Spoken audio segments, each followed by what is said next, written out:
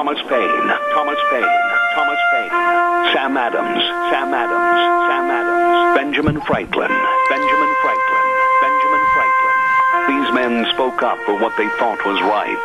From their courage came such documents as the Declaration of Independence and the Constitution of the United States.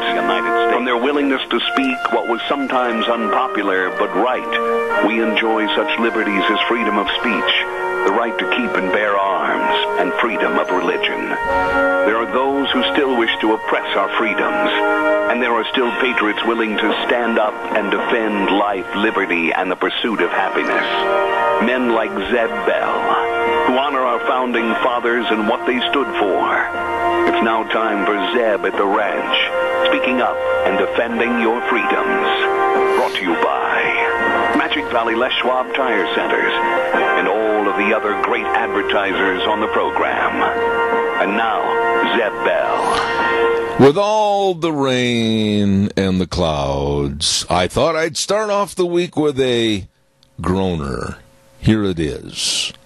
About a month before he died, my uncle had his back covered in lard. After that, he went downhill fast.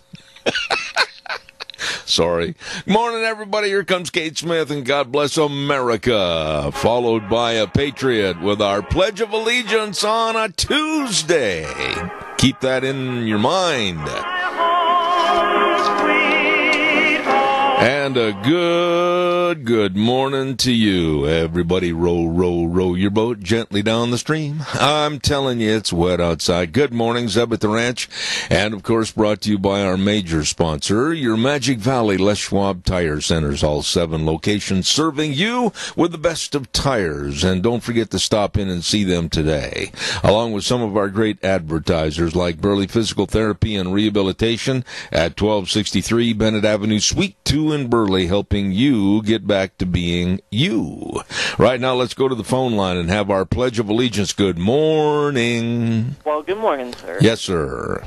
I pledge allegiance to the flag of the United States of America and to the republic for which it stands, one nation, under God, indivisible, with liberty and justice for all. Attaboy, Wheels. And right now, I'm scared to ask for this weather forecast because I just want it to quit. I've had enough. The Ducks are using my arena more than I am. A K&R Rental brings you the weather right now at 256 South, 600 west of Hayburn, right there on the Burley-Paul Highway. And I guarantee you they've got all the best of tools and equipment for whatever you need. Maybe you need some big pumps to pump the water out or whatever. I don't know. All your garden and lawn equipment, I'll tell you what, they've got it all waiting for you at K&R Rental. And if you're not sure what you need, just give them a call, 678-3122, K&R Rental. Here's the weather.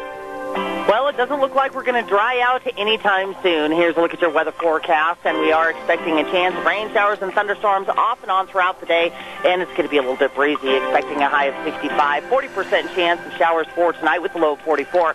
Tomorrow, we're going to start off the day mostly sunny skies. By the afternoon and the evening, slight chance of thunderstorms and rain showers. High of 68 with an overnight low of 48.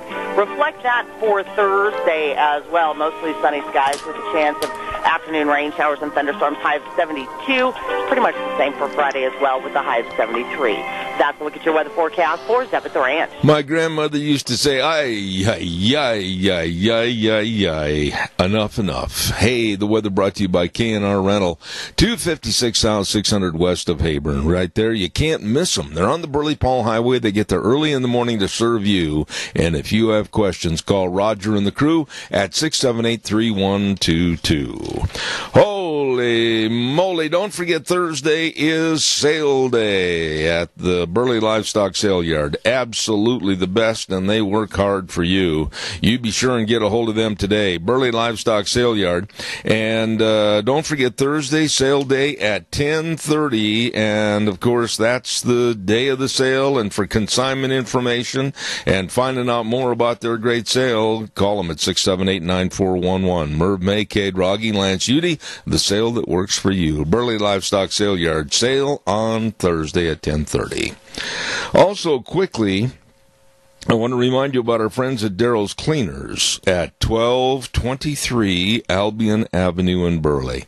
You know, I keep telling you about how good they are with all your cleaning. I took in like 900 shirts. No, not that many, of course, but a bunch in a great big duffel bag. And when I get them back, they'll look brand spanking new. And by the way, too, if you don't have time to do the washing, bring it to Daryl's.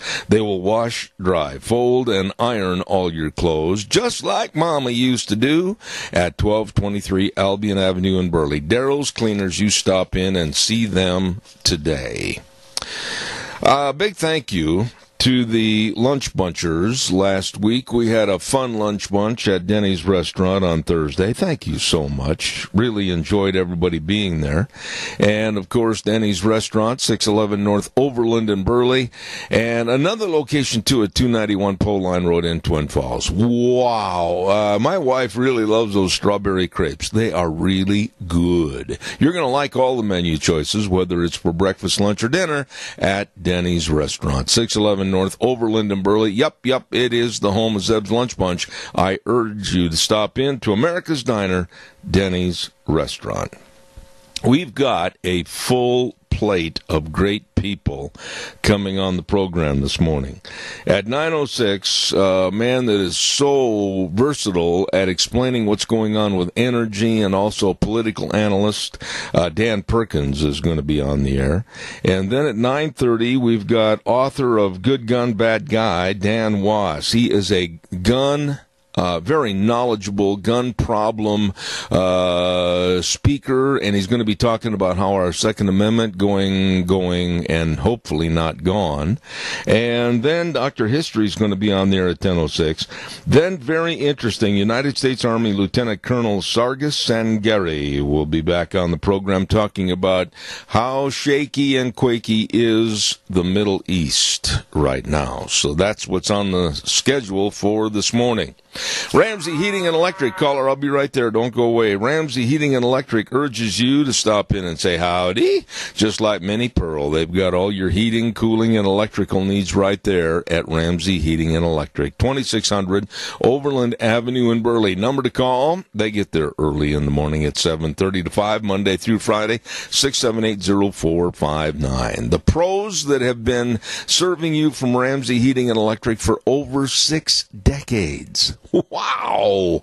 Ramsey Heating and Electric in Burley. You get a hold of them today, 678-0459.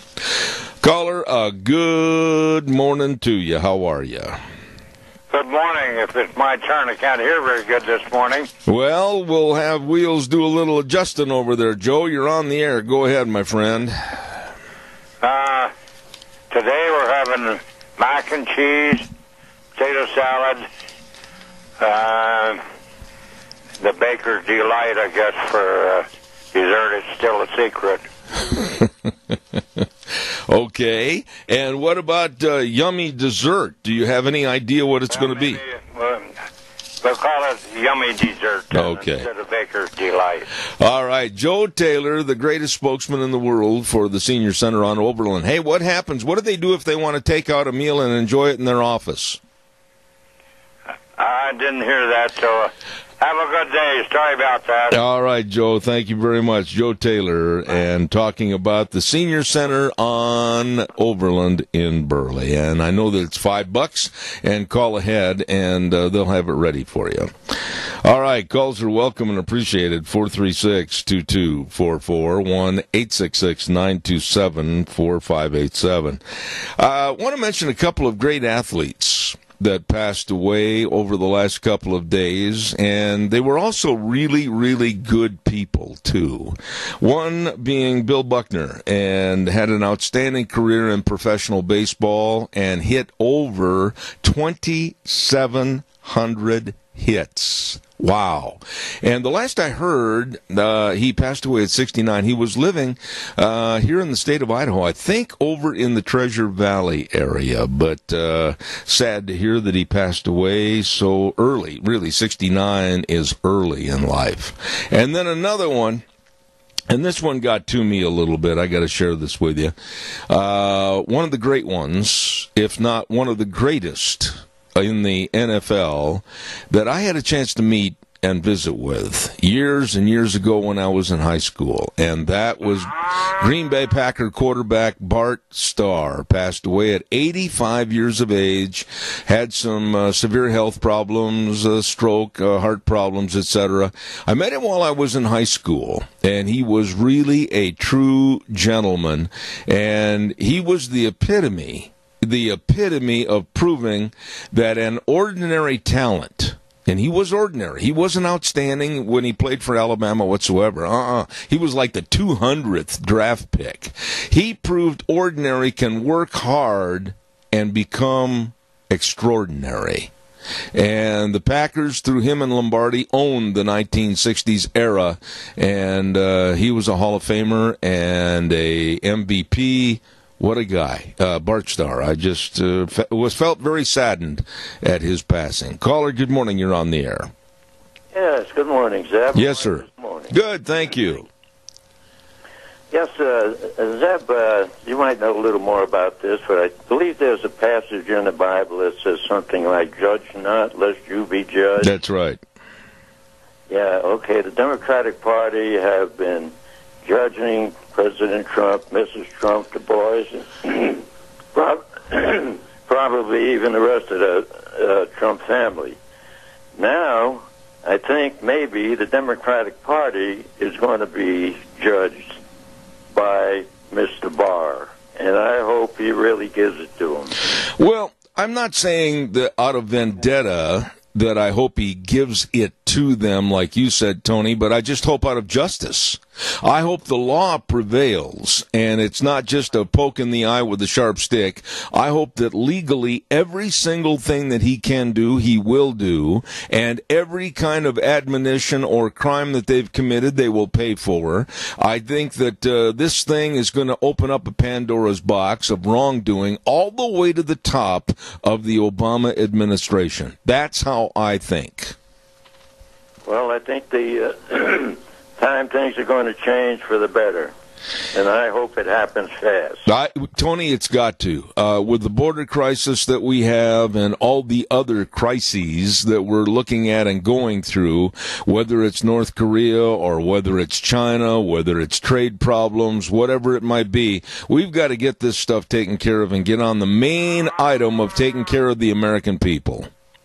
Well, our streets are going to become nothing more than crime scenes if this invasion continues. No, I couldn't agree more. I couldn't agree more. Americans have had it, and rightfully so. I could not agree. Tony, I thank you so much for your call, and if you go outside, don't forget your water wings. I don't want you to slip under the surface. That's for sure. Okay, buddy. Thank you. Thank you. Thank you. Mary, I heard that. God bless you. Thank you. I love that lady. Ladies and gentlemen, don't forget also, I'll be right with you, caller number 2, our friends at Burley Physical Therapy and Rehabilitation. I'm starting up again this week. As a matter of fact, Thursday, my day off. Sharon's going to do the program Thursday. I'm going to be over at Burley Physical Therapy while she's on the air, and we're going to do a call-in while I'm over getting all the aches and the pains taken care of. Nick Greenwell and the rest of the staff over there at Burley Physical Therapy and Rehabilitation, 1263 Bennett Avenue, Suite 2 in Burley, will help you. Yeah, absolutely. I mean, all you got to do is call and make an appointment, 678-1191. I'll repeat that, 678-1191. All the exercises, the hydrotherapy pool, all of this, and so much more to help you get back to being you. Burley Physical Therapy and Rehabilitation, 678-1191. Oh, and by the way, I wonder how Scott's doing tree trimming out in all the rain and everything. I'll tell you what, if you've got trees that need to be trimmed and maybe the wind damaged a lot of your trees, broke off limbs and everything, I'll tell you, get a hold of the best, and that's Scott Gano Landscaping and Tree Trimming at 336 South, 450 West of Hayburn. And I urge you to call and get him on your list of coming over and saying, howdy, how can we help you? That number's 431-8733. That number again, 431-8733. Scott Gano Landscaping and Tree Trimming, absolutely the best. Caller, good morning, you're on the air. Good morning, Zeb. Can you remember back when we were young people, and we just had the radio to listen to. Mm-hmm. And we thought people who were from Arkansas and Oklahoma and everything were Okies and Arkies, and they were totally illiterate. And in Tennessee, all they did is have a whole bunch of stills and everything like that. And then we grew up, and we knew there was a real world out there. No, I never ever thought, and I mean this honestly, that they were illiterate. No way. Because of the way I was raised. And my mom and dad had a good outlook on other people, other regions, and their educations. I never ever thought a region or a state of people and they were illiterate. Never, ever. Well, I think you were probably closer to the situation there and knew more about those people than we did people out west. Well, I don't know about that, but I just don't like to categorize and lump anybody into an area. Like those people are this or those people are that. I just don't look at that. I look at individuals. And sometimes, Keith, it's pretty easy to understand. Maybe they're not the sharpest knife in the drawer, but I never lump groups of people into the same mold. Okay, but that's exactly my point. That's what they're doing today. Yeah. With this liberal radio, what little bit there is, and the liberal media feeding us all this crap about people. You know, conservatives are just smelly Walmart people. You know that, don't you? Well, they have lumped us together to be bigots, hate mongers, and a class of people that they consider they're the elites, you know, Keith. They're the ones with their nose up in the air, and so if it rains, they're going to drown. But they've lumped themselves into being elites over us, and they condemn us as conservatives, etc. And I don't like the condemnation, and I'm going to fight back every chance I get. Well, you know, here in the West, we still believe that milk comes from cows, not from the store. But that's the feeling of these liberals. They don't know any better, and thank goodness we've still got Fox and we've got Zeb Bell. Thank the Lord. Well, thank you, Keith. That's very nice of you, very kind. But I'll tell you what, we're going to lose if we don't all stand up en masse and shake our fist and say, enough of this garbage. It isn't just going to be Fox News. It isn't going to be just me. It's not just going to be Hannity or anybody else. We've all got to stand up and say enough is enough. I appreciate your kind remarks. I've got another call waiting. I hope the sugar cookie lady. And by the way, that rhubarb dessert was so good. Thank you so much. I hope people don't come and raid us to get more rhubarb. Keith, God bless you, man. Thank you. I appreciate it. Have a good day. Bye-bye. Thank you.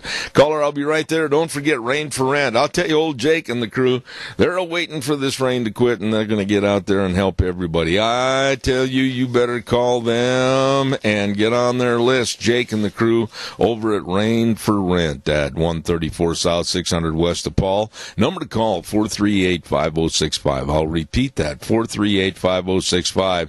They're a Reinke Diamond dealer, and believe me, they have the most dedicated sales and service staff. They really want to make sure they help you. At Rain for Rent, 438-5065 over in Paul. And they're open 8 to 5 and probably during irrigation season a lot longer. Rain for Rent. Mighty good people serving you. Caller, good morning. You're on the air. Good morning, Zeb. I've felt for a long time, one of the biggest issues that we have as a nation is we're so big that when you and Keith were talking about regions and areas, people in the back on the eastern side of the country, how many of them actually know how we live? How many of them actually know how we get to work and what we do with our jobs and how we function as a society without having that big city problem? Mm-hmm. And therein lies my thought sometimes is they don't understand us and we don't understand them, but yet they don't want to understand us. They just want things their way. They want it under their control because they can go to the grocery store and buy milk and bread and eggs and bacon, and whatever else their heart contents. And so, therefore, we don't need to have the out here in the West, in their eyes, we don't need to have the freedoms and the that we have, the comforts, the vehicles to drive around, the fuel prices, so we can make a living. And they don't see it that way. And I think that's very unfortunate that they're not able to come and experience our lives. You know, I think what you just said is really true. I know many, many times, Riley, when I went back to my old stomping grounds in southern Wisconsin, and the attitude is by a lot of people that have never left the state of Wisconsin or never left the Midwest, or even worse, when I've gone back further east, New York or perhaps New Jersey or Pennsylvania, some places like that, to announce various events, their attitude is that we still circle the wagons at night. I mean, I was just absolutely dumbfounded on a lot of conversations about how primitive they think we are out here in the West. I share a similar experience. I happened to be able to get to Maryland over there around Washington, D.C., and I was there for a little bit. And we took a trip over to Six Flags America, which isn't too far away. Got stranded there by a taxi company, and this family took us home. And on the way home, they were asking us all about the West. They'd never been as far as Maryland. They'd never been out of the state of Maryland, and they wanted to know, do there still Indians running around on horseback? Yeah. Kind of chuckled a little bit, and I says, well, yeah, but they're just as modern as we are. And I explained to them how there's implements pulled behind tractors that'll take up a 4-lane freeway and turn it over in a heartbeat. And they blew their mind. They had no concept that there's equipment that big. That's how we made food. They had no idea. They thought you just go down to the store and buy it because that's just where it is. They didn't have an idea. It's on my side of things, I asked, how do people make a living in a city with all there are buildings, office buildings, whatnot? How do people make a living? I have a hard time wrapping my mind around that. Yeah. I think that Mississippi River, and this is my own opinion, and if somebody doesn't agree with me, that's fine, call in. The Mississippi River is a dividing point for a lot of thought, a lot of prejudice, and quite frankly, a lot of miscommunication. And it's too bad that we can't work more as a unified United States instead of sometimes a complete lack of knowledge about how both sides of the river live. Riley, I gotta go, but I do appreciate your comments. Thank you. Thank you. You bet, buddy. Thank you a lot. Hey, don't forget Ark Animal Hospital at 750 21st Street near Connection Credit Union in Heyburn. Oh, all they want to do is help take care of your animals. Whether you got little pets like puppy dogs and kitty cats, or you've got dairy, cattle, horses, whatever the case might be, they want them to be healthy. And, no matter what the vaccination program is or the care, or cuts, abrasions, whatever, they are there always to serve your livestock and your pets. Ark Animal Hospital in Heyburn. Number to call, 678-1177. I'll repeat that, 678-1177. At Ark Animal Hospital, they do have the warm hearts for the cold noses. A quick reminder, Ramsey Heating and Electric and Lennox have teamed up for your home comfort systems, and they're offering up to $1,700 in rebates on a new system. You better check it out. Call Ramsey Heating and Electric today at 678-0459 or visit them online at ramseysonline.com. See the dealer for details. Ramsey Heating and Electric and Lennox. I want to make a comment, and I wouldn't have made this comment had I not obtained a taped copy of this particular speech. I was absolutely appalled as to the disgusting, disgraceful, and quite frankly damning remarks that were made at the Twin Falls graduation speech by a so-called keynote speaker, a former teacher at Twin Falls High School. The remarks absolutely were unintelligent and very biased. And I wasn't the only one that felt this way after I had listened to her speech in its entirety. This former teacher got up and basically condemned agriculture animal agriculture, the way agriculture is being performed, and it was just absolutely a denigration to an industry that probably built Twin Falls High School. I was just taken aback as to how this particular teacher geared her so-called keynote speech around how America is the biggest polluter in the world, which is not true. I don't know where in the world she got her so-called facts, but she showed her contempt for America and agriculture, and she also showed her lack of knowledge. She went on and on about how the glaciers and the ice caps are melting. That's not true either. And then she went on to praise, and this is where she really dropped the ball, the so-called Bill Nye, the science guy, with the climate change. This woman just left me with a completely cold, very shallow feeling of her ignorance. And I wasn't the only one that felt that way. For those of you that might have seen the letter in the paper of the Times News regarding her speech, a lady by the name of Sherry Tolley wrote a letter, and she said, and I'm picking out the center paragraph, instead of encouragement and advice, the students, and I'm putting that in, the students were subjected to a lecture on eating a plant-based vegan diet, the evils of fossil fuels, a list of who she has eaten with, and boasting of her own children's accomplishments. And that's really a synopsis of that speech. Very well done, I would say. There was nothing about these kids going out into the real world and doing a real job and trying to put forth their best to be an asset to the community and our nation. Nothing! And I thought, honestly, of, and I've given a lot of speeches. I'm not patting myself on the back. I'm just being very straightforward and honest. This woman had absolutely no business being on the podium giving a commencement keynote address to any graduating class. It was absolutely the worst that I have ever heard. And she should be condemned for this, because there was a condemnation of an industry that, quite frankly, has built this state of Idaho, that being the agricultural industry. Calls are welcome, 436-2244, 1-866-927-4587. I don't know how much they paid that woman, but whatever it was too darn much. And by the way, I hope somebody calls Twin Falls High School and lets them know how pathetic I personally thought that speech was. And if anybody says, well, he wasn't there, how does he know? I've got a complete copy of the speech.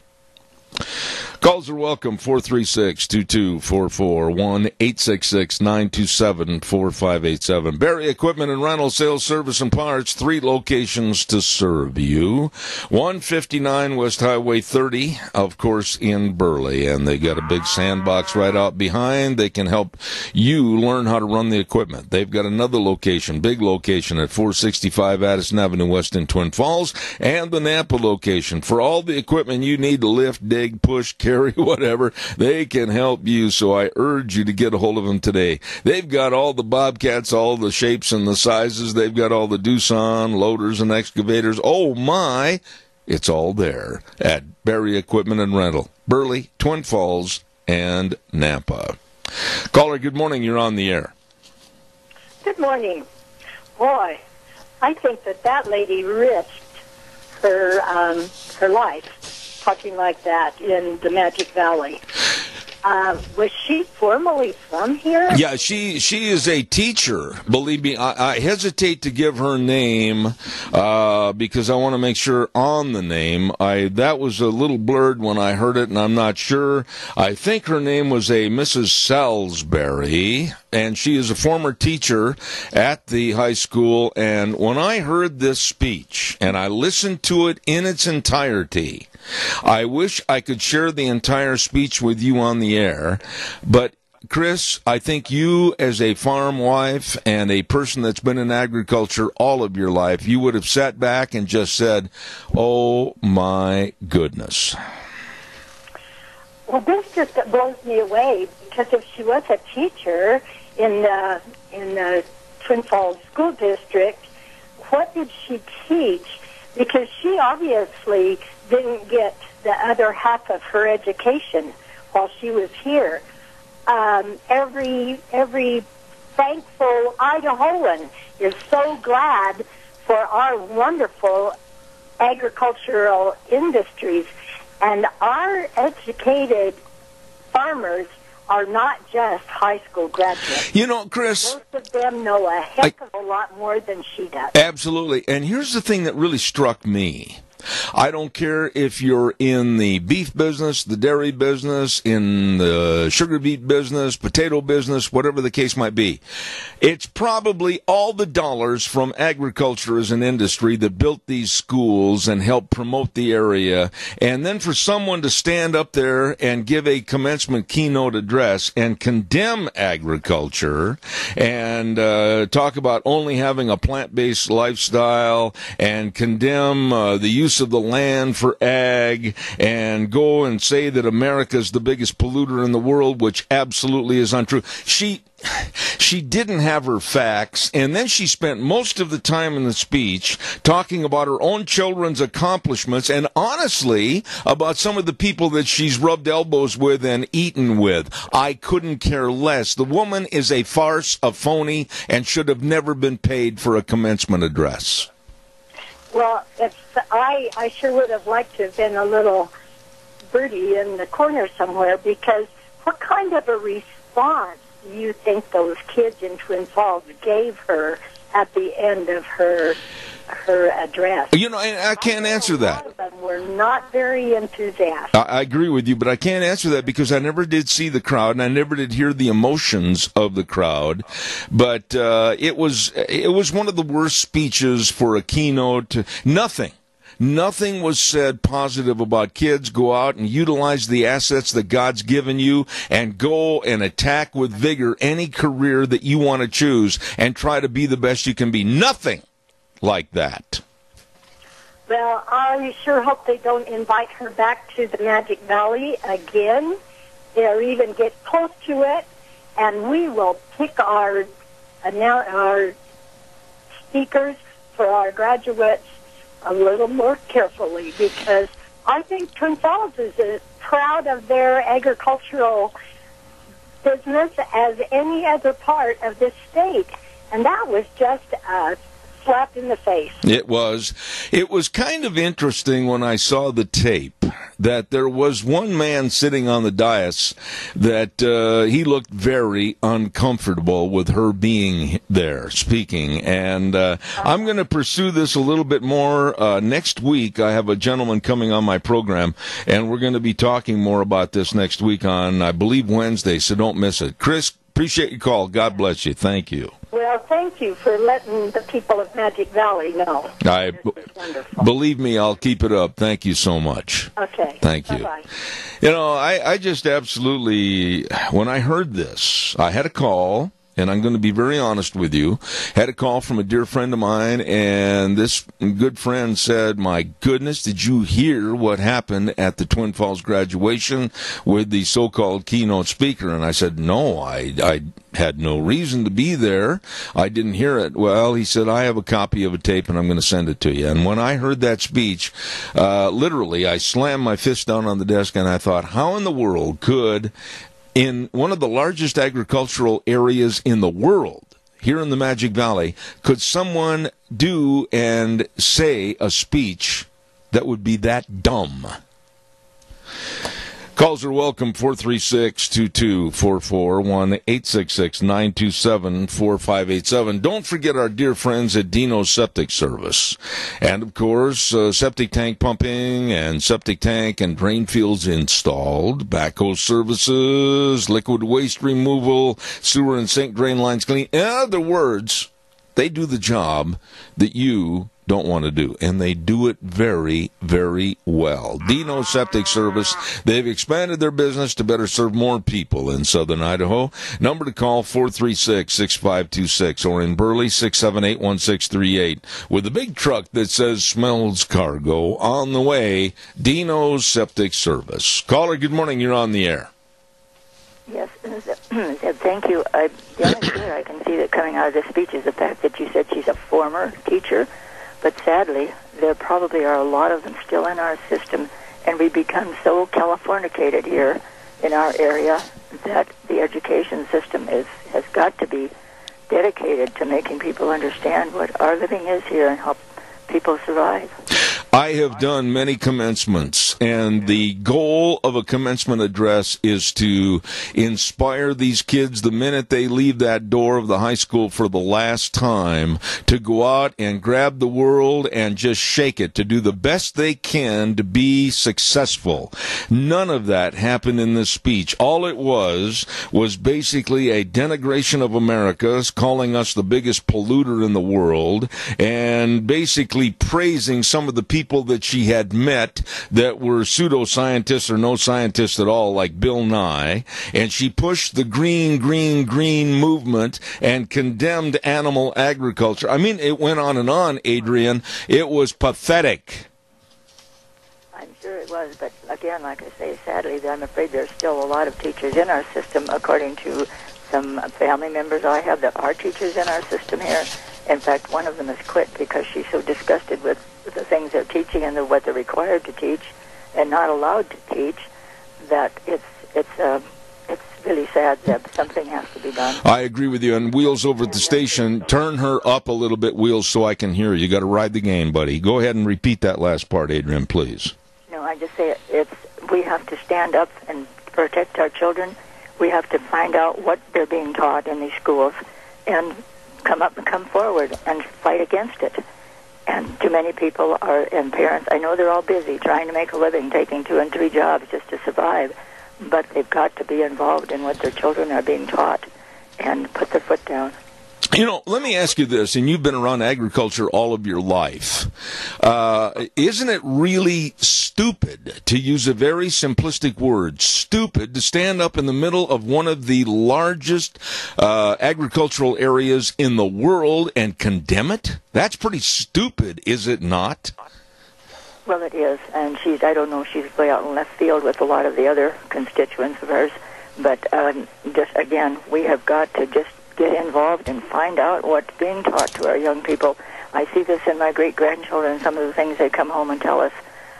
It's just frightening, but thank God some of them still have agricultural upbringings. They're working on the farms, and at least they're involved, and they've learned how to work, and that's another thing our young people are not doing today, is learning how to work. Amen. The responsibility of work. Amen. Thank you for your call. God bless you, and I mean that. Thank you. Don't forget again, Ramsey Heating and Electric and Lennox with their home comfort systems, all teamed up to offer you up to $1,700 in rebates on a new home comfort system. All you gotta do is call Ramsey Heating and Electric at 678-0459 or visit them online at ramseysonline.com. Terms and conditions apply. Call Ramsey Heating and Electric today and Lennox. I'm going to do a weather forecast, and then I'd like some more calls. Give me a jingle on the landline at 436-2244, 1-866-927-4587. Our weather brought to you this hour. I want to hear a forecast of 75 degrees and sunshine. Wishful thinking. Our weather brought to you by Mount Harrison Audiology and Hearing Aids, and they're located right behind the Minidoka Hospital across from the emergency room. And the number to call for your hearing screening to make sure they can help your hearing health, 312-0957. I'll say it again, 312-0957, Mount Harrison Audiology and Hearing Aids. And right now, here's the weather. Well, it doesn't look like we're going to dry out anytime soon. Here's a look at your weather forecast, and we are expecting a chance of rain showers and thunderstorms off and on throughout the day. and it's going to be a little bit breezy, expecting a high of 65. 40% chance of showers for tonight with a low of 44. Tomorrow, we're going to start off the day mostly sunny skies. By the afternoon and the evening, slight chance of thunderstorms and rain showers. High of 68 with an overnight low of 48. Reflect that for Thursday as well. Mostly sunny skies with a chance of afternoon rain showers and thunderstorms. High of 72. Pretty much the same for Friday as well with a high of 73. That's a look at your weather forecast for Zeb at the Ranch. And thank you very much, Gina. We appreciate it. Mount Harrison Audiology and Hearing Aids. 3 wonderful doctors of audiology serving you with all your hearing health needs. Mount Harrison Audiology and Hearing Aids, 312-0957. Caller, good morning. You're on the air. Zeb, can you hear me good? Yeah. Oh, good. Well, my phone always is temperamental. I don't want to waste your time. Okay, was that Twin Falls High School? Is that right? Yes, that is correct. Canyon Ridge? It was Twin Falls High graduation, and it was held at CSI, and I was just taken aback when I listened to the speech in its entirety. Well, I just called the school district office to try to find out who chose this person. And apparently the curriculum department is who does it. And I've got to call in to see if I can't get some sort of explanation.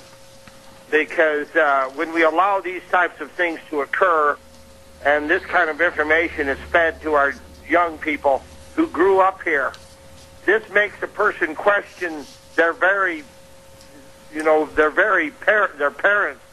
the very things that pay our bills and support our economy. In southern Idaho, in Idaho alone, there's 3.78 million acres of farmable land, which produces 3.5 billion of crops and livestock.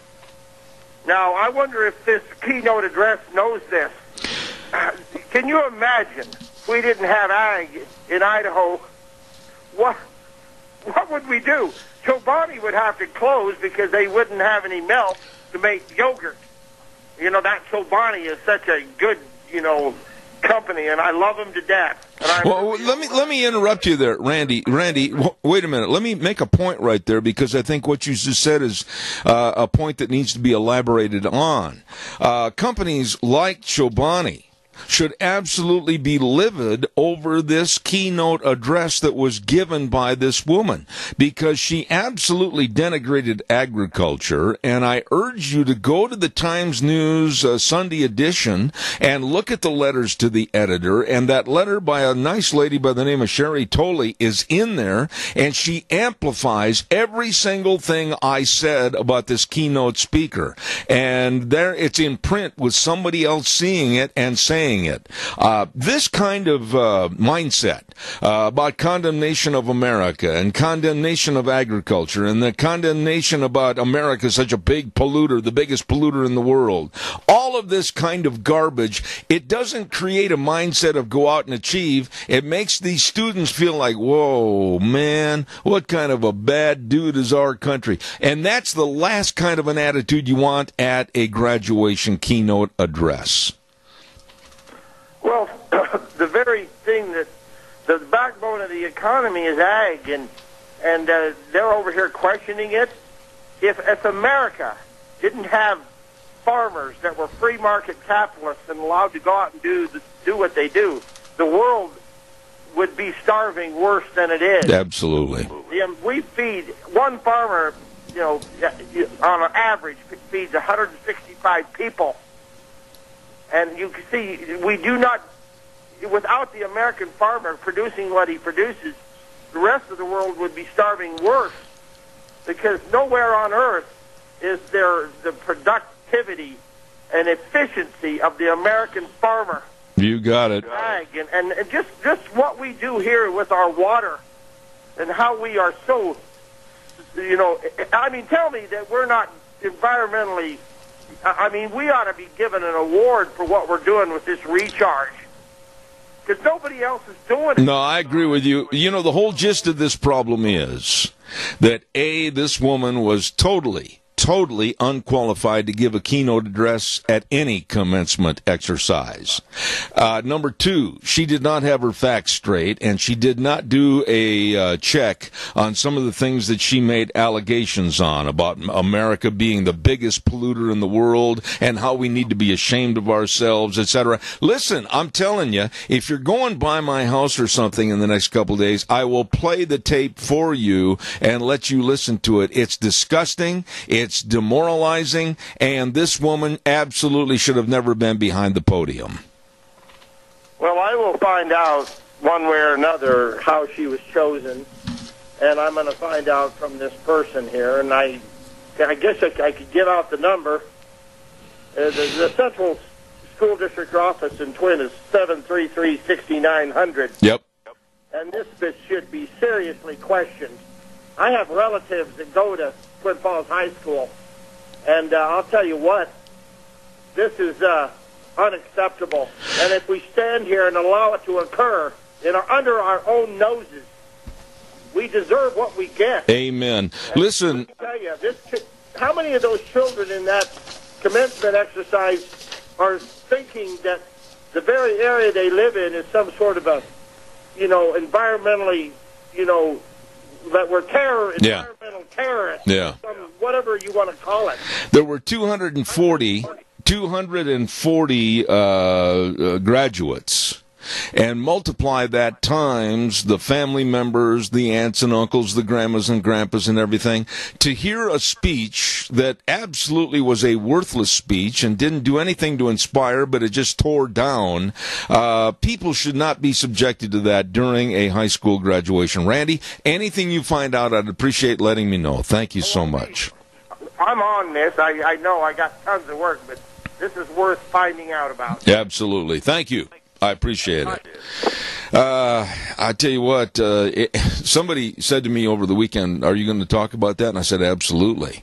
Are you worried that you might have somebody mad at you? I said, if I was worried that I was going to have somebody mad at me, I would have never started this program 20 years ago, for Pete's sakes. This is the kind of thing that I'm absolutely going to go after like a cat to a plate of milk. These people, speaking of this woman and others like her ilk, they should not be allowed to have the right to speak in front of a graduation commencement and condemn and say a misconstruence of the facts.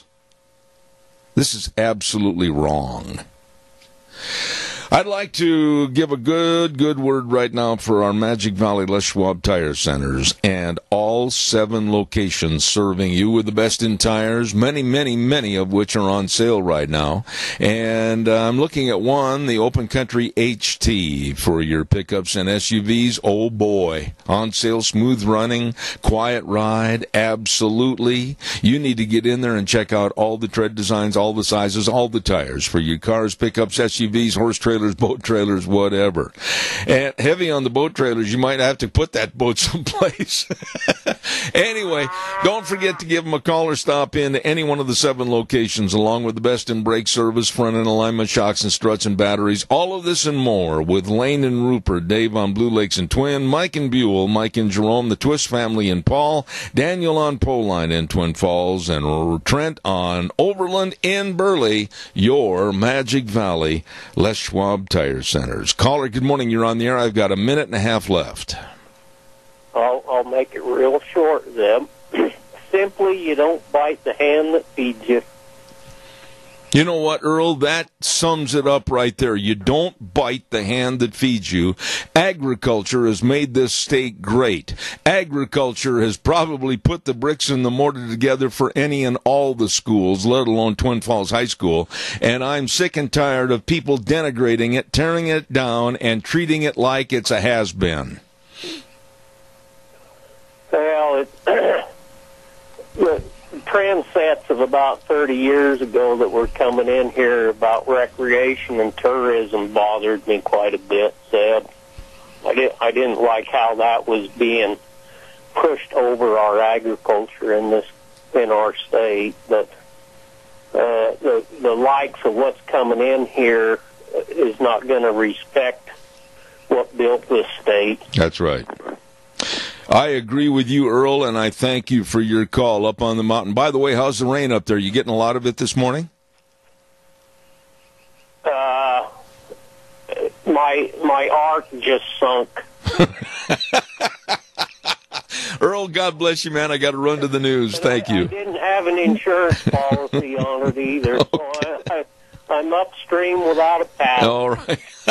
Earl, thanks for your call. Appreciate it. God bless you, man. Bye. All right, sir. Hey, we've got to take a run to the news right now. And following that, we've got Dan Perkins coming on at 9:06. And then we've got Dan Wass at 9:30. Two excellent guests. And we urge you to stay tuned with us. And then also Dr. History coming up at 10:06.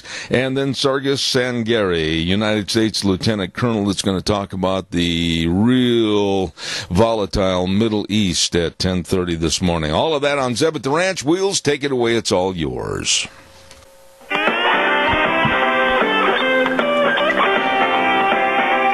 Good morning. Welcome back on a Tuesday. I keep thinking today's Monday and yesterday was Sunday, and I'm all messed up on the calendar. No, it's Tuesday, May 28th. Good morning.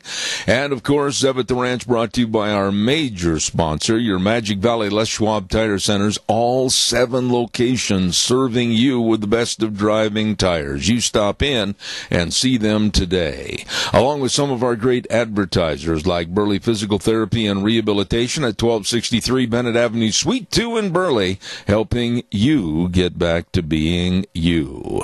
Right now, without further ado, let's have this good word for Western Waste Services. From the canyons of the Snake River and all across southern Idaho, we're always at your disposal. Western Waste Services, we care about our community, our resources, and this great land. Western Waste Services is lending a hand, always at your disposal. Western Waste Services, they are always at your disposal. I tell you what, they take care of your trash and get rid of it. It's gone. It's out of there.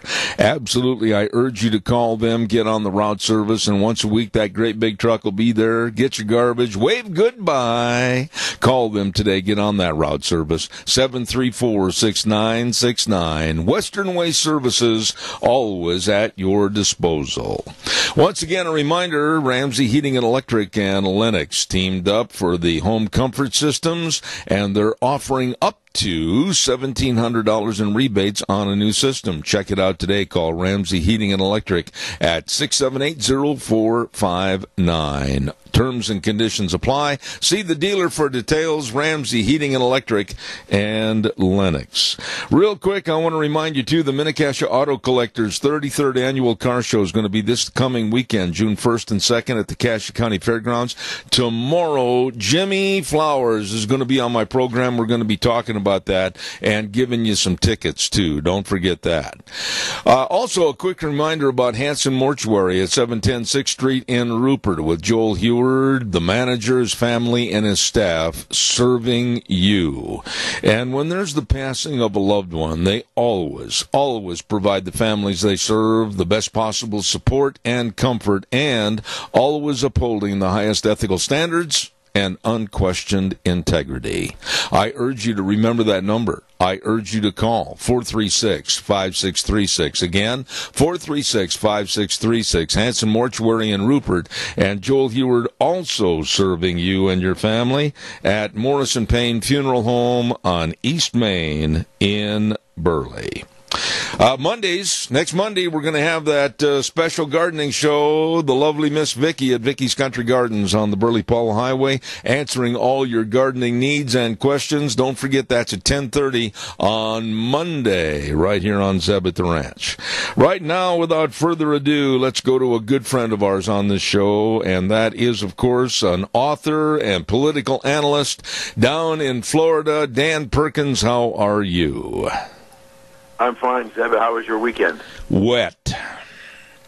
I wish I could say that. We had 95-degree weather, which is a little warmer than normal, but we haven't had any significant rain in about 2.5 months. So the reservoirs are coming down, and we're looking for the hopefully getting the summer rains as soon as possible, because it's very dry, and that makes for very dangerous fire conditions. I have a roping arena about maybe 200 yards away from my home, and out in the middle of that arena are mallard ducks that are getting more use out of it than I am. Unbelievable. Listen, I'm so glad that you consented to come on the program, because you, of all people, have written about, studied, and learned about what's going on with the Mueller investigation and the charges made against this president and the administration. And now the reverse is happening with Attorney General William Barr saying, wait a minute, there's some unanswered questions about the perpetrators of that study, i.e. the Democrats and others. What are your thoughts about what's going on right now? Well, thank you. It's always a pleasure to be with you, and you always ask me really good questions to make me look good, so I appreciate that. There's a struggle going on, and it's between Mueller and the Democratic leadership in the House and the chairmen of the committees. They want him to come and testify. But Mueller knows that if he walks into that House, either one of those House investigating committees, sitting on the committee are Republicans. It's not just all Democrats. And so if he's going to walk in there, he's going to sit down, and he's going to face questions that he really doesn't want to be asked of him, nor does he want to answer. In fact, I did a piece, I think I sent it to you. Mm-hmm. Excuse me. I think that by and large, our senators and congressmen do a very poor job of questioning important people like Mueller with the issues, to the simple issues, questions that we need to know the answer to. And so I wrote a piece that I was going to be, it is the first in a series of 3. And it was 10 questions that I would like to ask of Robert Mueller. And I asked the readership if there's questions, I didn't get it in the 10, and you want to send me a note of which ones you'd like to add. The publisher and I were just amazed at the response. Within minutes, we had 12, 15 responses, which is a huge response in a short order.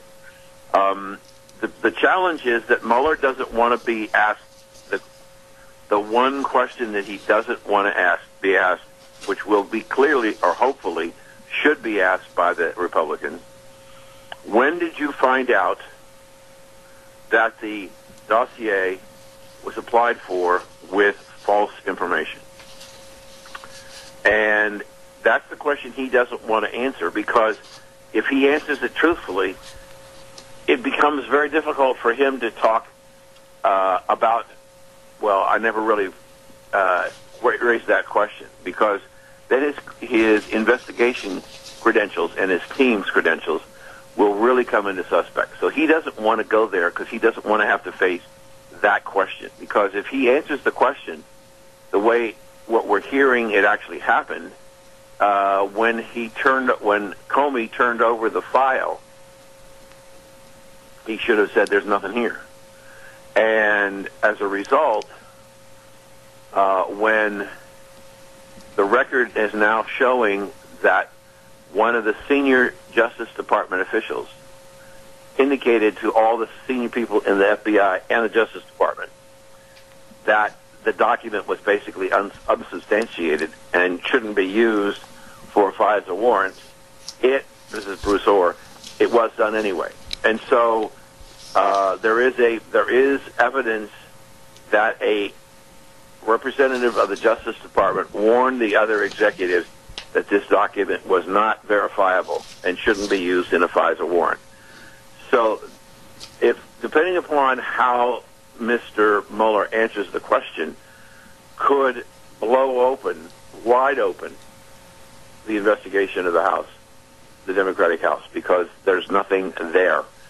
And so that's why the Democrats really don't want him to come, even though they're suggesting that he should come. They don't want him to come because he's going to be in the crosshairs of Republicans on that committee and those committees who are going to ask those questions, and he's not going to want to answer those questions. And because he's a representative of the government, he can't plead the Fifth Amendment. You know, Dan, I'm sitting here listening to you, and I'm trying to conjure up my own questions in addition to yours. And if I may ask you this question, because I think it's very important and it wasn't listed, and get your thoughts on this. One of the questions I would have if I sat in front of Adam Schiff or anyone else or Bob Mueller, what about the lives that have been ruined, like George Papadopoulos, Jerome Corsi, Mr. Flynn, and others? Who's going to refinance their lives out of the pits after they've lost everything? Well, I wouldn't dare to try and speak specifically for Mr. Mueller, but it's an excellent question. Let me take your question and take it one step further. Mr. Mueller, your organization found out that the Clinton or the Obama administration tried to engage representatives of the Trump campaign into activities of dealing in collusion with the Russians. It didn't do that, but you got them for other issues that were unrelated to the investigation. But in your document, you allude to over 500 witnesses. Now, those witnesses have been protected under the seal of the grand jury rules of the United States government. Would you be in favor of releasing the names of all of those people who were interviewed by you that may have nothing to do with the potential collusion, and ultimately risk their entire fortune if they are brought out in the public media and some prosecutor somewhere decides to go after them? Mm-hmm. Are you willing to put those people who had nothing that you found incriminating but would be subject to an investigation by other people once it was released? Are you in favor of releasing those names? You know, what you're talking about. Absolutely. Your question number 5, and I'm holding it right here in my hand, is a question that really piques my interest, more so than some of the others. If there was no collusion and the Russians changed no votes, as Deputy Attorney General Rosenstein reported, then is Mrs. Clinton just a sore loser? And my caveat to that question would be, what about a return investigation on her with the uranium rights, her with other investigatory means and methods that we don't know about? Why not turn this investigation on her and take it all the way to the top with the Obama administration? Well, it's a great question, but in practical situation, as I was putting the questions together, I was also cognizant of the charge that Rosenstein gave Mueller in what he should do. His focus had nothing to do with what happened from the Clinton side of the campaign. Excuse me. So I would like to know those answers to those questions. But I think that it was beyond the scope as originally charged for Mueller to investigate. I think they are incredibly important questions because I look at it and say there was never a discussion, not a word, from anybody in the Democratic Party or the leadership of the Democratic Party or the president ever addressed the Uranium One fiasco of selling strategic assets to the Russians. Mm-hmm. There was never any discussion about the dossier. If we know that the dossier, based on Bruce Orr telling us that it was fake, and the Democrats knew it was fake when they used it, it seems to me that somebody needs to ask the question, if you knew it was fake Why did you take it to the FISA court? Now, he wasn't charged with that, but the Inspector General, Horowitz, for the Justice Department was charged with investigating that. So Mueller you might want to ask Mueller why he didn't do anything, and I think his answer would be, sir, that was not my charge. My charge was this. So, but I think, I think that what's going on in the Congress is a reaction to what's coming, and the Democrats know what's coming because they obviously did it, and they're very, very reluctant to do anything to try and bring it out. So you've got Horowitz, who's due out sometime between now and the end of June, theoretically. Our friend in Colorado, who is looking at the Clinton email situation, is expected to have perhaps by September. Now you've got the new special prosecutor out of Connecticut who's looking at stuff and has already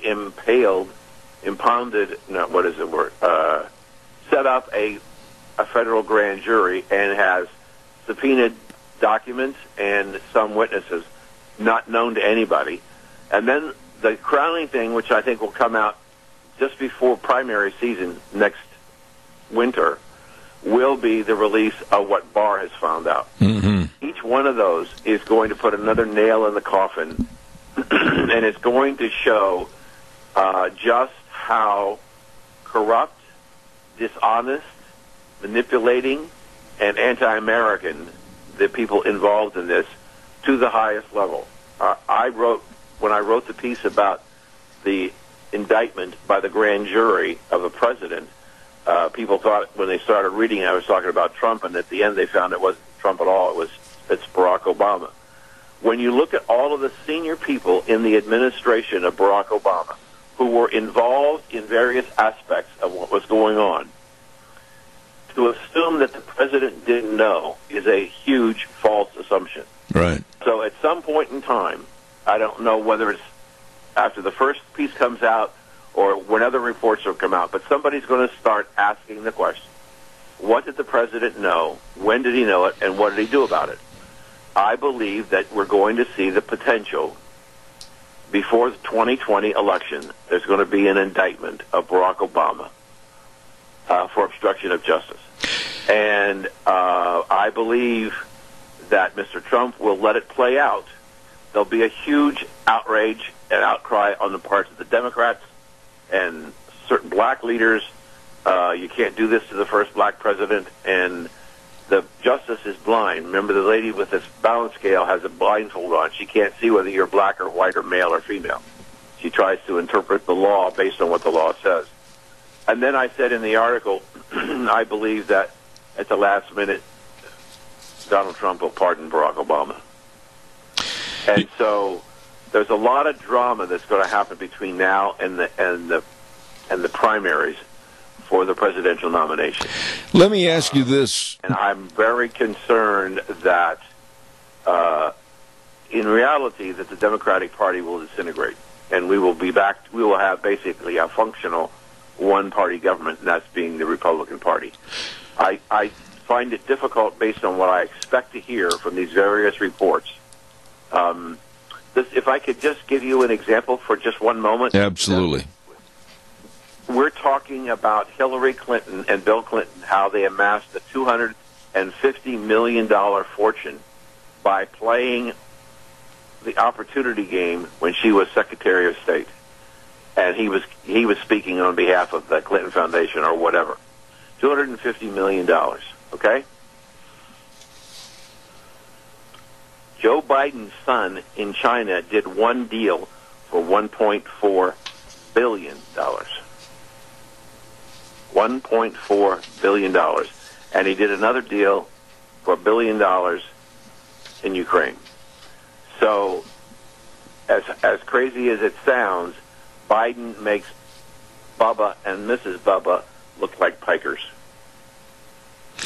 You know, when you say all this, Dan, and I totally agree with what your synopsis was on the Democratic Party. As a matter of fact, you took the question right out of my mouth. With all of this investigation and all of William Barr and perhaps what Mueller might say and the fear the Democrats have, I was going to ask you about the fragmentation and perhaps the explosion of the Democratic Party, and you answered that. I honestly believe that you're 100% right, that the Kamala Harrises and others are going to be looking for some party sanction going into 2020 because the Democrats might not be there. Yeah, I think that what we're dealing with here is that the corruption is so pervasive in the Democratic Party at the leadership, and the lack of respect for the law and the elite attitude of the people in the Democratic Party in high places is going to be is repulsing more and more Americans. And so the idea, I saw 3 polls this morning, Zeb. All of them says, by respected pollsters, they believe Donald Trump is going to win by a massive amount in 2020. And if you look at what's going on, something incredibly strange happened about 3 weeks ago, and that was when Joe Biden declared that he was going to be a candidate for the nomination for president of the Democratic Party. When he did that, the other 22 disappeared. Even Bernie Sanders is something like 30 points behind Joe Biden. So, is it an appropriate question to ask? Is the Democratic race over? Is it going to be Joe Biden? If we don't see any, as one reporter pointed out, when we see the first Democratic debate later in June, Joe Biden, being the leader of the pack, has center stage, just like Donald Trump, who was leader of the pack, was center stage. With Joe Biden as the presumptive, and don't be surprised if you don't start seeing it, the presumptive nominee, Joe Biden. The Kamala Harrises and the mayor and everybody else, Pocahontas, they're all basically done. And so one of the candidates said, if the Democratic Party, this morning he was quoted saying, if the Democratic Party does not abandon socialism, we are going to get destroyed. And I think that the American people, I can't figure out what's going on with my voice. I'm sorry. Anyway, the American people are moving to Donald Trump. The black voters are moving towards Donald Trump. Labor's moving to Donald Trump. The economic boom that we have, probably the best economy in the world at the moment, is not good news for the Democrats. And I did a piece not too long ago about the Democrats desperately needing a recession if they're going to have any chance of retaining the House and winning anything else. And I don't see that happening. Dan, I've only got a minute left, and I need a short answer on this, but I got to ask you this question. With a sinister, crazy, anarchist-type left thinking in this country, if they don't get their way, they will do anything clandestine or sinister to get their way. How afraid are you if that happens in the scenario you were talking about? My greatest personal fear is that when these reports start coming out from Justice and FBI and the reports from the internal investigations, Horowitz and the other 3 people plus Barr, I am personally very concerned about the president's life, because I believe that as things unfold and we see how sinister our government really was, there's going to be somebody who's going to want to try and stop it. Absolutely. Dan, you are the best at what you do, and I absolutely wished I had more time, but the clock dictates to me what happens and what doesn't happen. And I want to say a big thank you to Dan Perkins, author and political analyst. Thank you so much. God bless you, and please come back soon. Anytime. Thank you, sir, for having me. Thank you. Excellent man right there, Dan Perkins, and I really appreciate his effort this morning on the program. Thank you very much. Talking about questions that should be asked of Mueller and others in regards to the reinvestigation of not only the Trump administration, but also the Democrats themselves. Want to remind you about our dear friend Scott Gano. Yes, sirree, Scott Gano Landscaping and Tree Trimming Service at 336 South, 450 west of Hebron. I urge you to call the numbers, get your trees taken care of. Now's the time to get your fruit trees trimmed, and if you've had a lot of wind damage from all these storms and everything, get the trimming done. Call for an appointment today. They can do the job, I know, because they work for us. They do excellent work. Scott Gano Landscaping and Tree Trimming. Number to call, 431-8733. I'll say it again, 431-8733. Real quick, I know they had a tremendous Memorial Day sale last week, and that's Lee's Furniture, Floors, and More, but the items and the furniture and all the savings continue. You can save money and really add to the beautification and the comfortization of your home. Check it out today. Stop in and see them, all the sofa love seats, and of course the sofas and the recliners and all the mattresses and the bedroom sets and the carpet and the floor coverings. The list goes on and on as to what they can do for you at Lee's Furniture, Floors, and More, 459 Overland in Burley. Best quality, best service, best prices with Jeff and the crew at Lee's Furniture, Floors, and More. Real quick, before we go to our next guest, I want to remind you, too, about getting outside as soon as the puddles dry up. You might get lost in a puddle. Stop over to Let's Ride, 270 Highway 24 between Rupert and the World. They're open Monday through Friday, 9 a.m. to 6 p.m., Saturdays 9 to 4. All the side-by-sides, all the four-wheelers, all the watercraft. Heavy on the watercraft today. You might need it. Wow, there's been a lot of rain out there. And I urge you to stop in. They've got a super accessory department. And to keep you running, boy, the fellas out in that service department, they are good. Let's Ride, 270 Highway 24 between Rupert and the World. And the telephone number to call, 436-4771. Don't forget, Let's Ride. This is where the fun is sold. Right now, we're going to go to the phone line again, and we are blessed to have this gentleman come back on our program. He's a nationally recognized Second Amendment advocate and spokesperson, author of the book called Good Gun, Bad Guy, Behind the Lies of the Anti-Gun Radical and Good Gun, Bad Guy 2, Destroying the Anti-Gun Narrative. Dan Wass, how are you this morning? Hey, Zeb, so great to be back on your show. How are you? I'm excellent. How's everything going there? Well, we've had a lot of wet weather, and I mean really wet weather, and it's been to the point where I'm just praying for 70 degrees and sunshine. Yeah, I know it. Well, that's good. Hey, wet weather is better. It's better than snow, right? Oh, you got that right. Listen, Dan, I'm going to ask you this question right off the get-go this morning. I am a gun owner.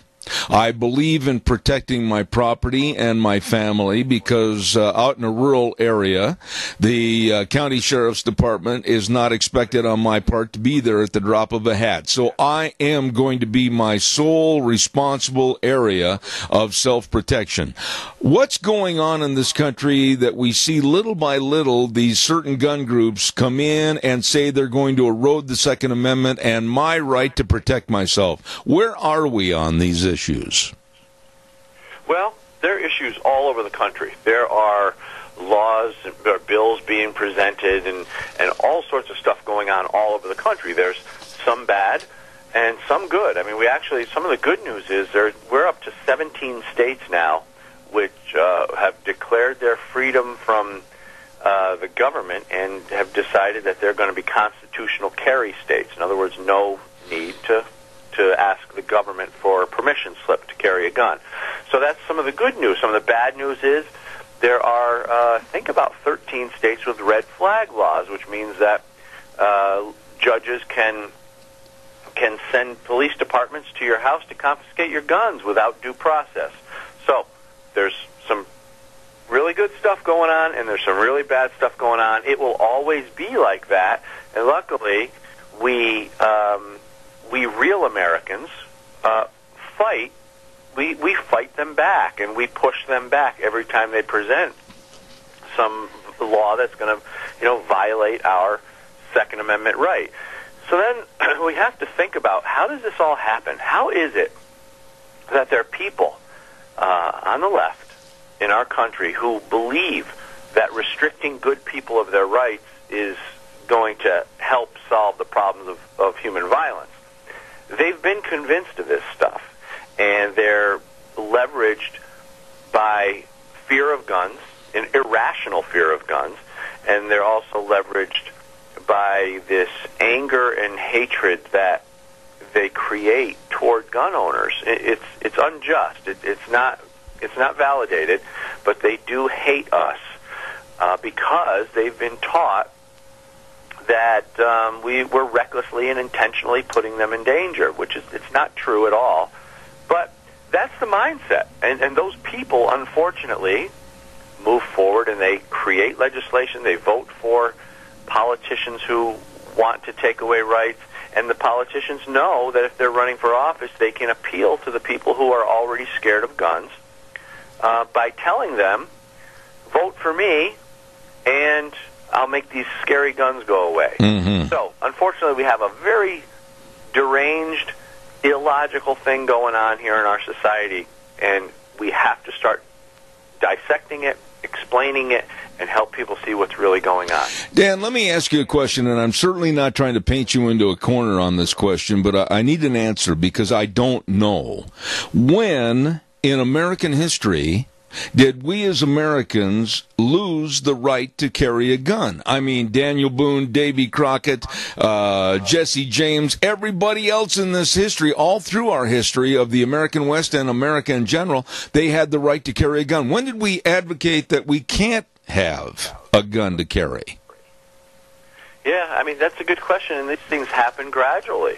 It starts with a narrative, and it starts with, political parties that want to, take power over the people. And there's always going to be those people in this society who want to be controlled by their government. And they, the people who in government who want to do the controlling, they know how to appeal to these people. So this is a gradual thing. I mean, we've had all sorts of Second Amendment violations throughout, as long as I've been alive, and it just happens gradually, and the more that the political left ideology permeates our society, the more people are going to be jumping on board with that. So it's a progressive thing. It keeps making its way through our society. Now, the good news is, when people become adults and they start to think things through logically and critically think, as they get older, they start to look at things a little differently. So that's why you'll see older people, for the most part, generally speaking, tend to start to lean more conservative. That's why you'll see so many young people leaning left, leaning liberal, because they don't critically think. They make their decisions and judgments based on emotion. So that's the good news, is as we get older, we tend to be a little bit more logical, and we're a little more able to critically think this stuff. But this is a gradual thing that seems to be making its way through our society, and there was no real moment in time when it started. Yeah. Dan, where we are today on this Tuesday, May 28th, 2019, and let's move it ahead 3 years, maybe 5 years, maybe a total of 10 years. How far away from a total governmental gun confiscation is this country, as is and has been other countries like Venezuela, etc.? Are we on that path? Well, I think we've always been on that path, but we've also always been on a path to freedom. That's the great thing about our country. There are two paths, and they seem to intertwine each other, and they seem to bump up against each other. The ideologies will be smashing into each other all the time. So we could, that's a great question. I never got that question before, and it's making me think right now, but we could potentially be looking at a full gun confiscation relatively soon, or we could never look at it. It could never happen in this country. And thought is that I would like to think that real American values will always win, and that's why we have such ideological battles, from between left and right. Yeah, absolutely. So the answer, I'm optimistic. I think it will never happen in this country because we have the Constitution, because we have the Bill of Rights, and we have people smart enough to defend it. Do we have enough power through the NRA and the membership of the NRA and the potentiality of more people joining the NRA that we can keep at arm's length a lot of these anti-gun lefties? Is the NRA the answer, or what would you say? Oh, I don't know if the NRA is the end all. I mean, the NRA is about 5 million members, I think, right now. But there are other organizations too. There's Second Amendment Foundation. There's Gun Owners of America. There are many organizations that are pro-gun rights organizations. So, is the NRA the answer? No, I don't think so. And the NRA is really just comprised of its members, and so I think all the pro-gun groups are important. Mm-hmm. I think we should support them all because together we can really put a hurting on these anti-gun liberals if we're consistent and if we support these groups. So I think it's possible. Yeah, I mean, when you look at this country, there's somewhere between a third and a half of the population, if not more, are gun owners. So there is some good news in all this. So I don't think, and remember, it only took 3% to win the Revolutionary War. That's right. 3% of the population. So I think we're doing pretty well. We just need to make sure that we don't take the media too seriously, and we try to steer people in the right direction as often as we can, because they do get off track. One of the stories I wanted you to elaborate on, I got about 4 minutes left in this segment, Dan, is about New Mexico Sheriff Ian Fletcher. I want you to kind of give us a little synopsis of that story about how he is fighting back against a new New Mexico state firearm law. Give us that story, please. Yeah, well, New Mexico, and Colorado for that matter, there are counties and where the sheriff's departments are actually saying, no, we're not going to support these Second Amendment violating laws and rules that you're putting in place. This is fantastic.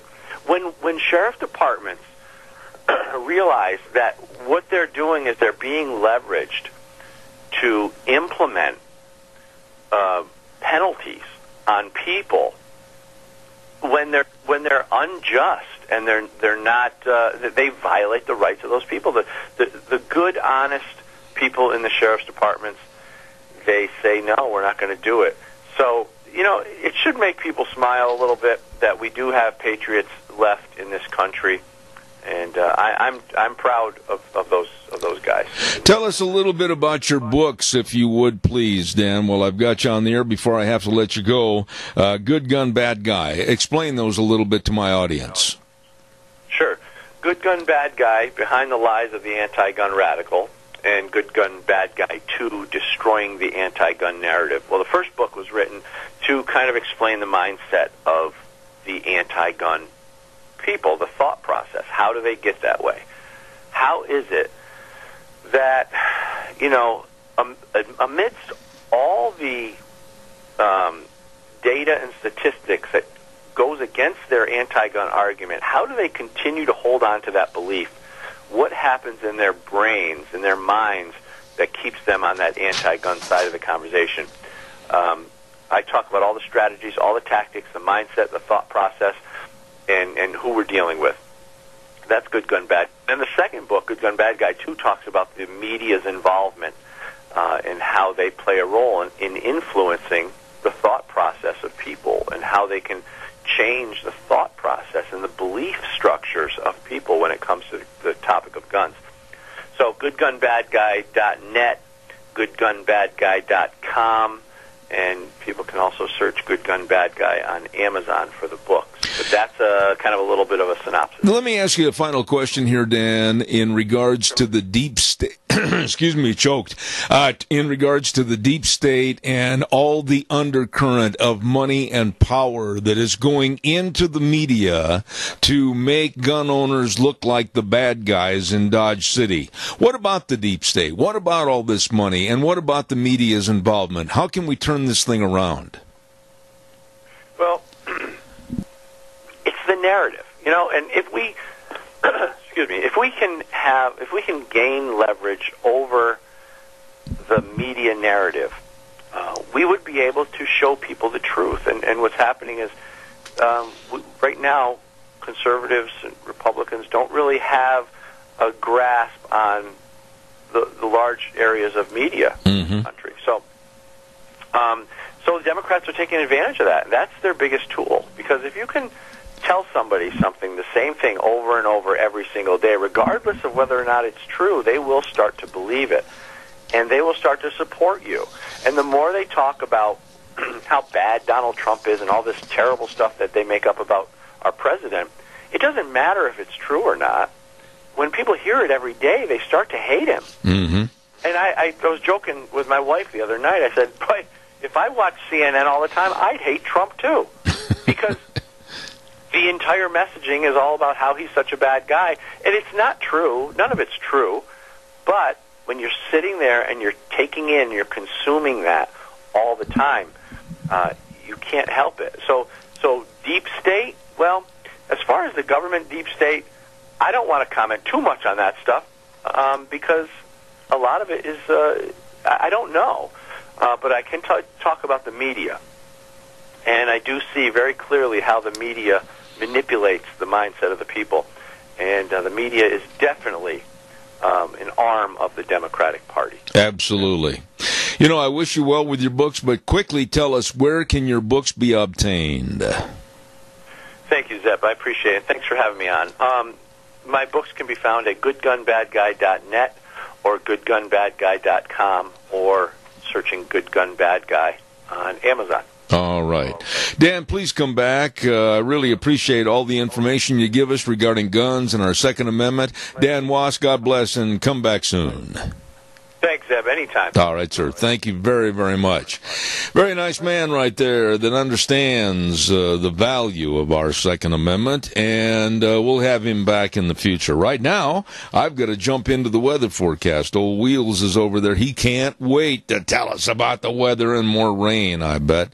Hey, Phillips Oaks, Goodwin, Crane and Company, providing accounting services to the Mini-Cash area for well over 50 years. Absolutely the best and the most professional, working for you with your tax return preparation, tax planning, business consulting, financial statement preparation, retirement planning, all of this and so much more. Whether you're in agriculture or manufacturing, whatever your business, construction, they can and they will help you. With offices in Burley and Rupert, Phillips Oaks, Goodwin, Crane and Company.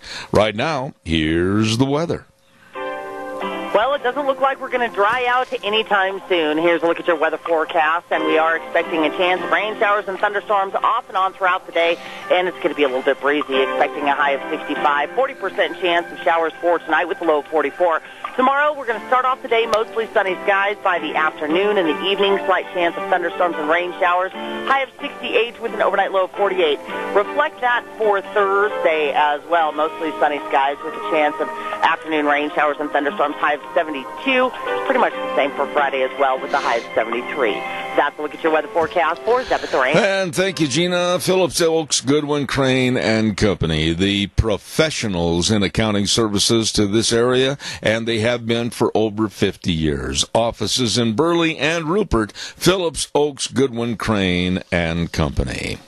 I got to tell you, the other day, before that hailstorm hit, we were over at our neighbors, dear friends of ours, that have an indoor arena. It's an aluminum building, and I just saddled that horse, and I was ready to step up on the horse when that hailstorm hit.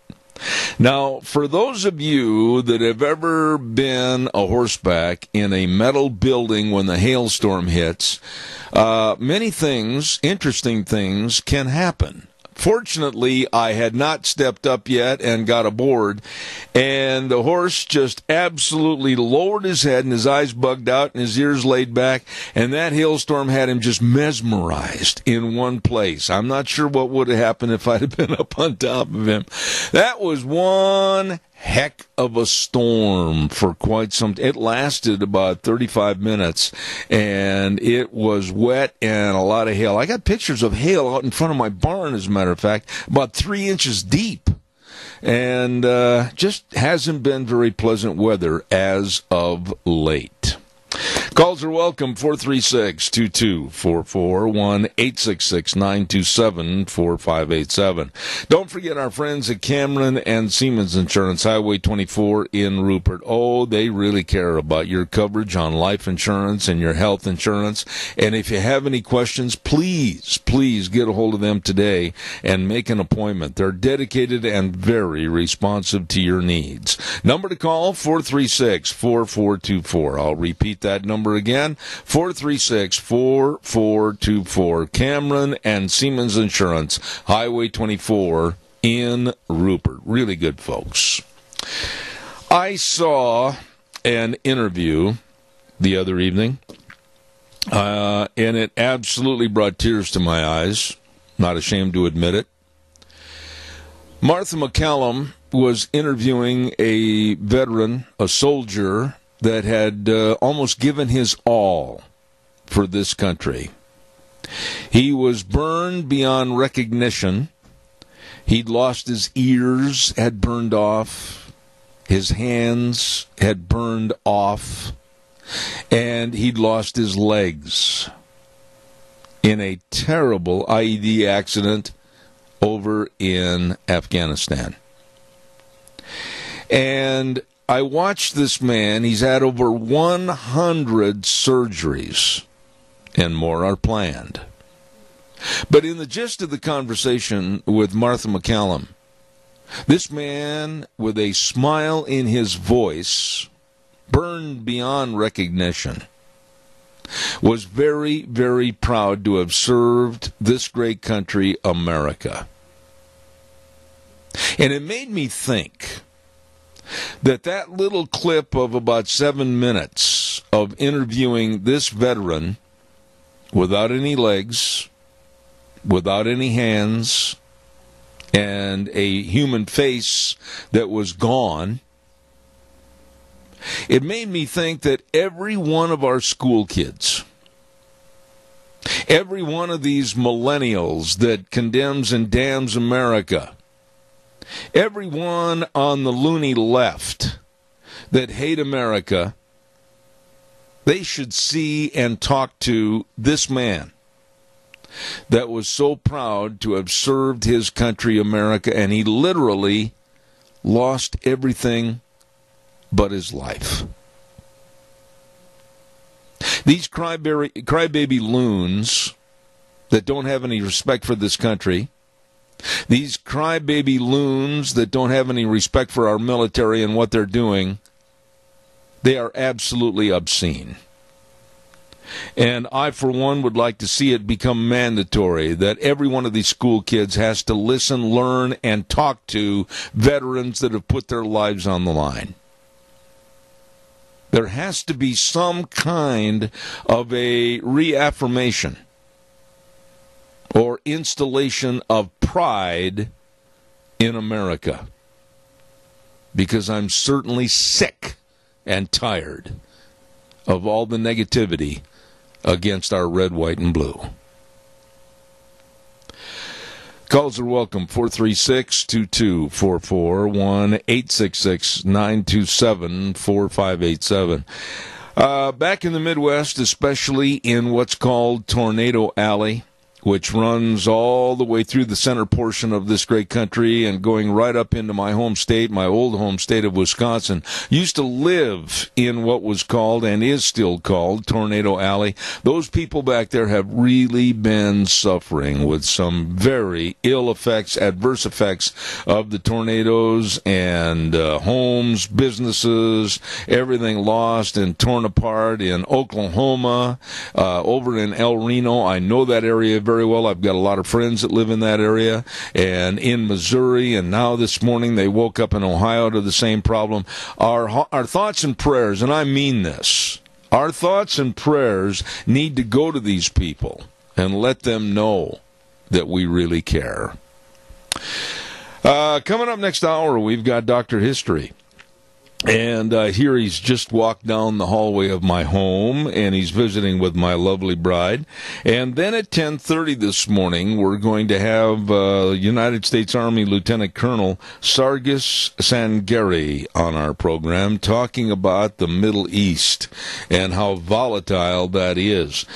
Tomorrow on the program, I'm going to give you this quick reminder because I might not have it a little time earlier or later, I should say. Dave Beagle is going to be on the program tomorrow, and then Jimmy Flowers is going to talk about that Minnecasia Auto Collectors Car Show coming up this Saturday and Sunday at the Cache County Fairgrounds. Caller, I've only got a minute. Real fast. Go. Okay, it just came over Fox News that in El Paso, Texas, some of the private sector is going to start building the fence. Isn't that something? Good. More Americans should take the initiative to stand up and be proud of this country and proud of what it is to be a citizen of this country, and stop all those that want to cross our border illegally and take over our country, which they are. I absolutely applaud them. You know, electric fence would be quite a solution, wouldn't it? Electric fence? I don't know about the cost factors on electric fence, but anything that would deter people from crawling over and or doing anything up against an electric fence, like when we were little boys, might be an impedance not to come in, I hope. Well, like back in the old days, when the guy strung a mile of electric fence, and they had the guy on the radio says, "Hey, is it working?" And he, "Oh, that didn't take long to get here." He was at the other end of that thing. And I don't know, electric fence, it's not allowed in the city or anything like that. It probably is a little dangerous, but I think it works good for animals. Well, it might be a little dangerous, but so are the people that are coming in here. Keith, I got to run to the news. God bless you for your call. Thank you for letting us know that. I appreciate it. We're going to take a little break and go to the news right now from CBS, followed by Dr. History.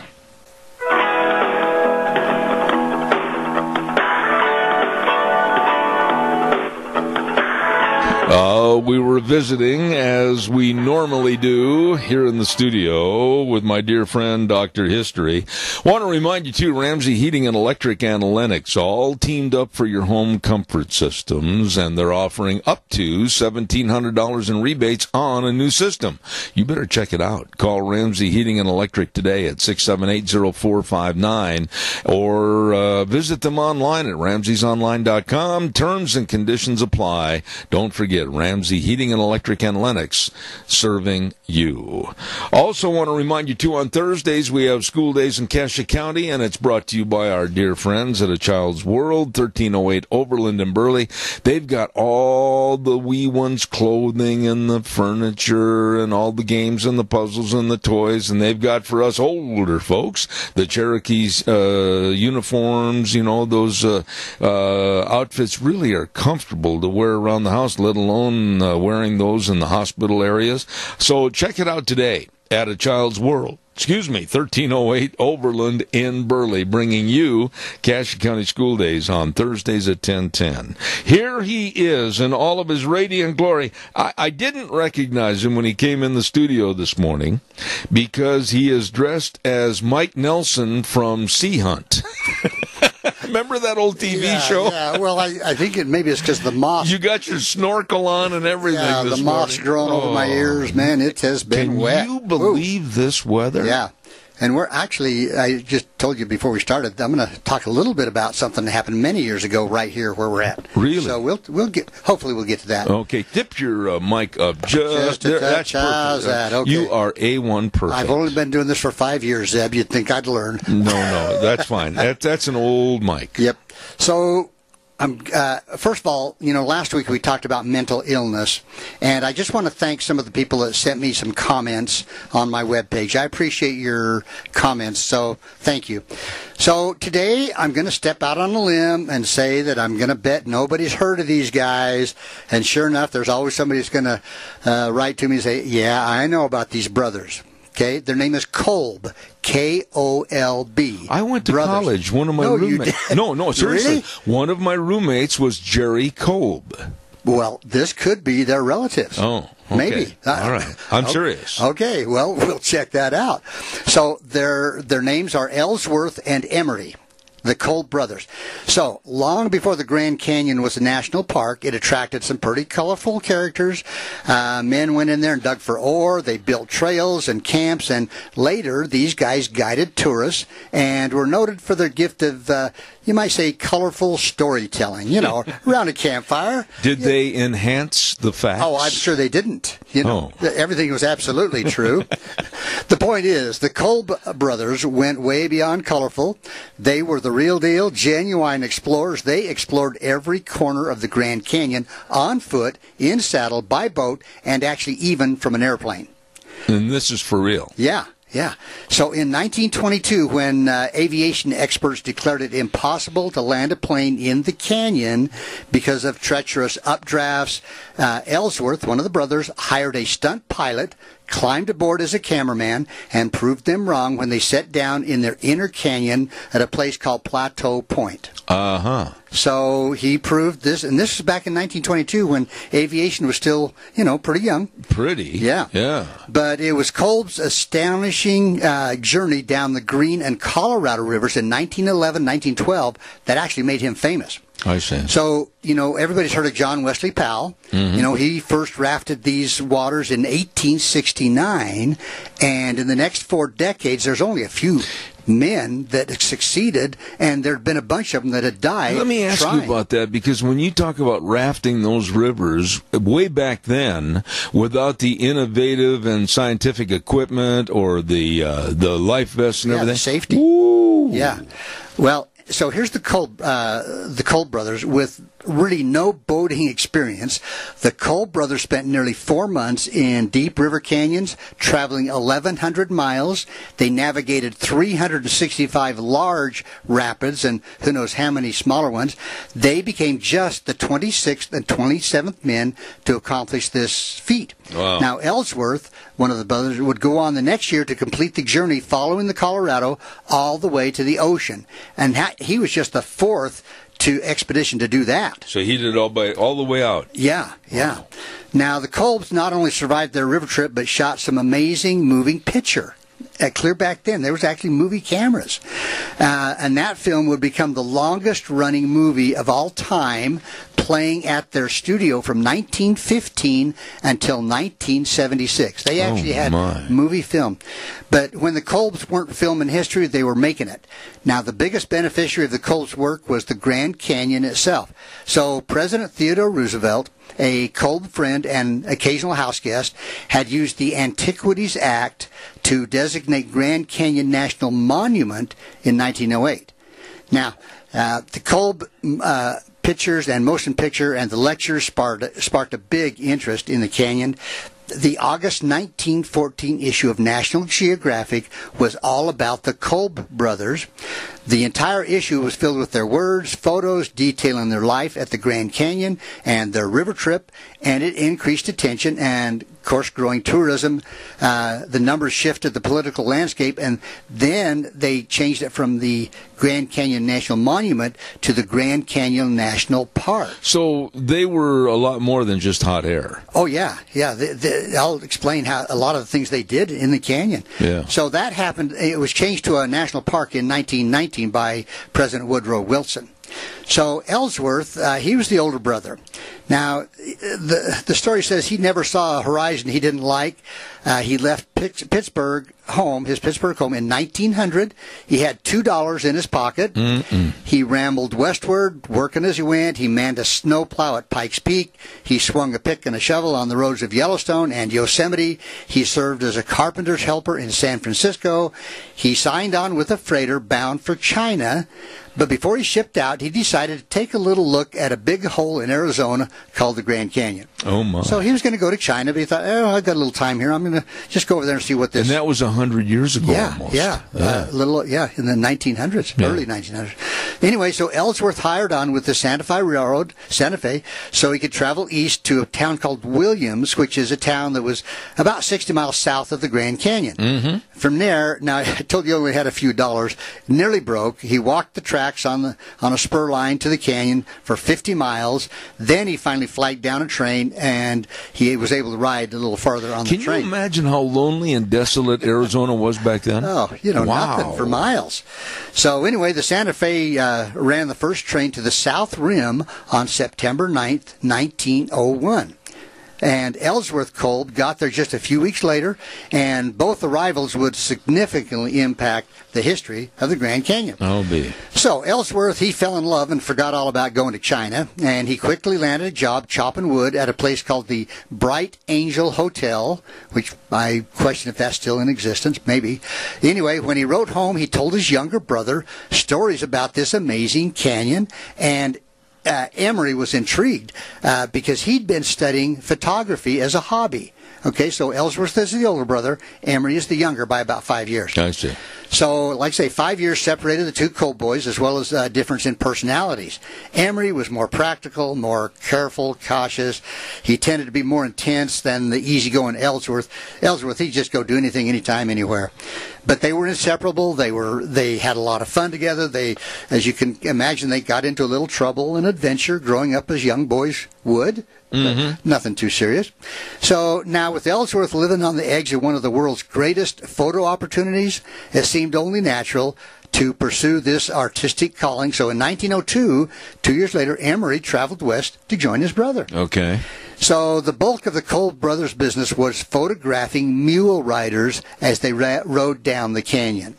So they were taking mule train trips. And that was way back in 1902. I didn't know that. I didn't think those mule rides and that started until at least the 30s. Yeah. So according to this, they started, like say, 1902, 1903. Oh, my. So the Kolbs would go on to photograph, get this, more than 50,000 mule strings going down the trail to the bottom of the canyon. Oh, my. Now, here's what's interesting, too. They built a dark room at a place called Indian Garden, which is halfway down the canyon where there was fresh water, and they created a business. Okay? So, not having been there, I don't know what this Indian Garden is, but it must be kind of a wide area in the trail. It's the only thing I can figure. Have you ever considered taking a mule ride to the bottom of the canyon? No. Me neither. I might walk, but not ride. I don't know. They say those old jazz honkies are the safest way to get there, but I don't know. I'd be a nervous wreck the whole time. Yeah. So anyway, the mule trains would pause for a photo to be taken at the rim and then start down the trail, and they would quickly be passed by the photographer, Emery. And after snapping the photos, Emery or Ellsworth, either one, would load the glass plates. Back then, they were glass plates into their pack, and they would head down the canyon. They hurried down the switchbacks 4.6 miles to this clear spring at Indian Garden. Now, here, each plate had to be hand-washed once, twice, maybe 3 times. They would repack the plates. They turned and charged back toward the rim. So now they're going back up the canyon. And it was how many miles? 4.6 miles. From the bottom? No, from this Indian Garden. Oh, I see. I believe, if I understand that correct. Okay. Anyway, this time every step, of course, was going uphill, and it was hot. They passed the mule trains again. The glass plates were clattering as they ran, sweat running down their face, over 3,200 vertical feet. Holy cow. 9.2 miles round trip from this garden grove back up to the top. Now, had they walked down? Yeah. And then ran back up. Yeah, because the mule train, they'd started, and so he had to pass the mule train, get down, wash these plates. These guys aren't that smart. Well, it's hot down there. It is. So anyway, they would reach the studio in time to sell prints to the returning riders. No kidding. Yeah. And this mini marathon was repeated twice and sometimes 3 times a day. So 3 times, that'd be nearly 30 miles of up, down, up, down, up, down. Or down, up. You would think one brother might say to themselves, wait a minute. It's your turn. It's your turn. Well, anyway, that was part of the Kolb's enduring legacy. They captured not just a landscape, but kind of the spirit of the Old West in a way. Oh, my. And at the dawn of the 20th century, when technological advancements seemed to be shrinking the country, the Kolb's showed America that the frontier still existed, and they were living right on the edge. Oh, my. Got to have a drink there. Yeah, there was a pause there, ladies and gentlemen. That was just a drink, folks.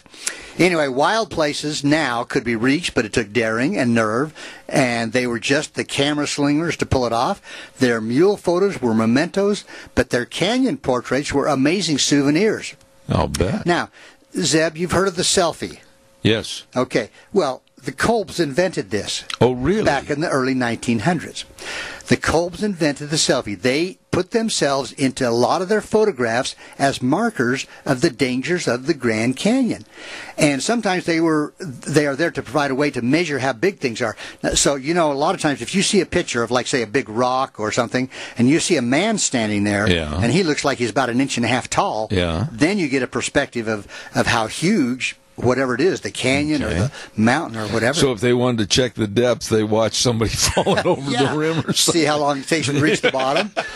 So, but there's a picture of them on top of a steep ledge over a cliff, and they appeared in photos hanging onto the faces of cliffs. You got to be climbing kidding. Hand over hand on ropes stretched from treetops and jumping from cliff to cliff. I mean, these guys were... Neither one of these guys were ever at the head of their class, were they? But they lived. They made it. So, but the signature photograph is called View Hunters, and it perfectly captures the reckless nature that would become their trademark.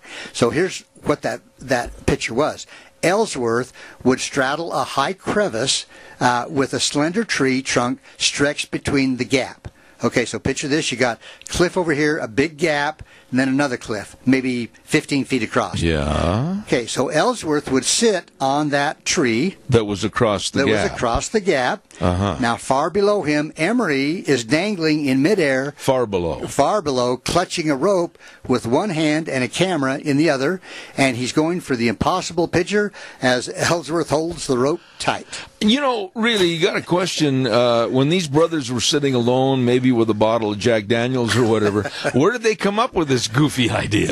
I find it interesting that the younger brother's the one's hanging down below. Yeah, I was going to say, The older brother, he's up on the tree limb, Holy smokes. You'd want to trust your brother. What did they sell these pictures for? Well, I don't know how much, but they sold thousands. And, this was, like, say, in National Geographic. Really? Yeah. But anyway, and they also turned this image into postcards, and it was on the cover of their souvenir photo album that they sold at the studio and through the mail. So people could mail order this picture, this photo album. Well, it made them millionaires, I'll bet. It could have done, but it kind of came to define their artistic style. The Kolb's were adventurers who just happened to carry cameras. And and those were the big, bulky cameras. Oh, yeah, those are those big... They weren't the Kodak Instamatics. No, you couldn't take it with your phone there. Yeah. But the Kolb studio actually remains. The wood frame building originally constructed by the two young brothers in 1904 is still there. Really? Yeah, still. Now, Emery Kolb, the younger, died December 11th, 1976. He fell off the tree. No, he was 95. Oh, my goodness. He was 95. But here's a note here. It says, when Emery was born, the Apache Wars were still raging across Arizona. The Earps and Doc Holliday had not shot it out with the Clantons and the McClurys. in Tombstone. He lived long enough to witness every Apollo moon landing. Wow. 95 years old. Can you imagine the changes? I mean, oh my goodness. Through 100 years almost there. But like I said, the Kolb studio remains, the wood frame building originally constructed by these guys in 1904. And it's actually been restored by a group called the Grand Canyon Conservancy, and it's operated as a retail store and an exhibition space. Talking about the Grand Canyon, which you are, and I have never taken that mule ride down into the canyon. I don't know anything about the width of the trail, the condition of the trail, but I would imagine that because of safety and insurance and everything, they probably had to widen it in recent times. Yeah, I would think so. You and I have both been in the mountains, and we've been on trails that are steep on one side, but it's not I've never been on one that's a drop off. I have been on one that was I've got acrophobia, that fear of heights. Okay. And let me tell you something. I had, I never will forget it. On my left shoulder going up, I had the dirtiest, scuffed up jacket from hugging the dirt on that wall, and then coming down, it equalized it. I could relate to that. Yeah. Now, I mentioned how they were some of the first to go down that Colorado. So back in about 1960, my dad and his 5 brothers got 2 rubber rafts. They put in the Middle Fork of the Salmon River, no guide, nothing. And they went. What are you trying to tell me here about your family? They were kind of an adventuresome group, and they floated the Middle Fork of the Salmon River. They nearly lost a boat. They were coming to one of the major falls, and my uncle was fly fishing out the back of the boat. And anyway, luckily they made it. Oh, my goodness. Folks, there's a book that I'm going to recommend. It's called The Emerald Mile. Okay. And this was written about some guys in 1983. That's when there was the massive flooding along the length of the Colorado River, and the engineers at the Glen Canyon Dam, they were really worried that because they had to let so much water go through the overflows, the spillways, that it cavitated and tore out huge chunks of rock and cement. And anyway, this book, The Emerald Mile, talks about this because there was a guy by the name of Kenton Grau, and he and another guy, or a couple of guys, they were in boats that would these boats that you rode, and they wanted to set a record for the fastest boat ever to go down the Colorado River from Lee's Ferry to Lake Mead. Oh my! So it's an exciting book, and I would highly recommend that to anybody because that was the year 1983-84 when the whole Northwest was filled with water. And Zeb, right here where we live, I mentioned to you earlier, the Oakley Dam, folks, is right here in south central Idaho, 20 miles south of the Snake River.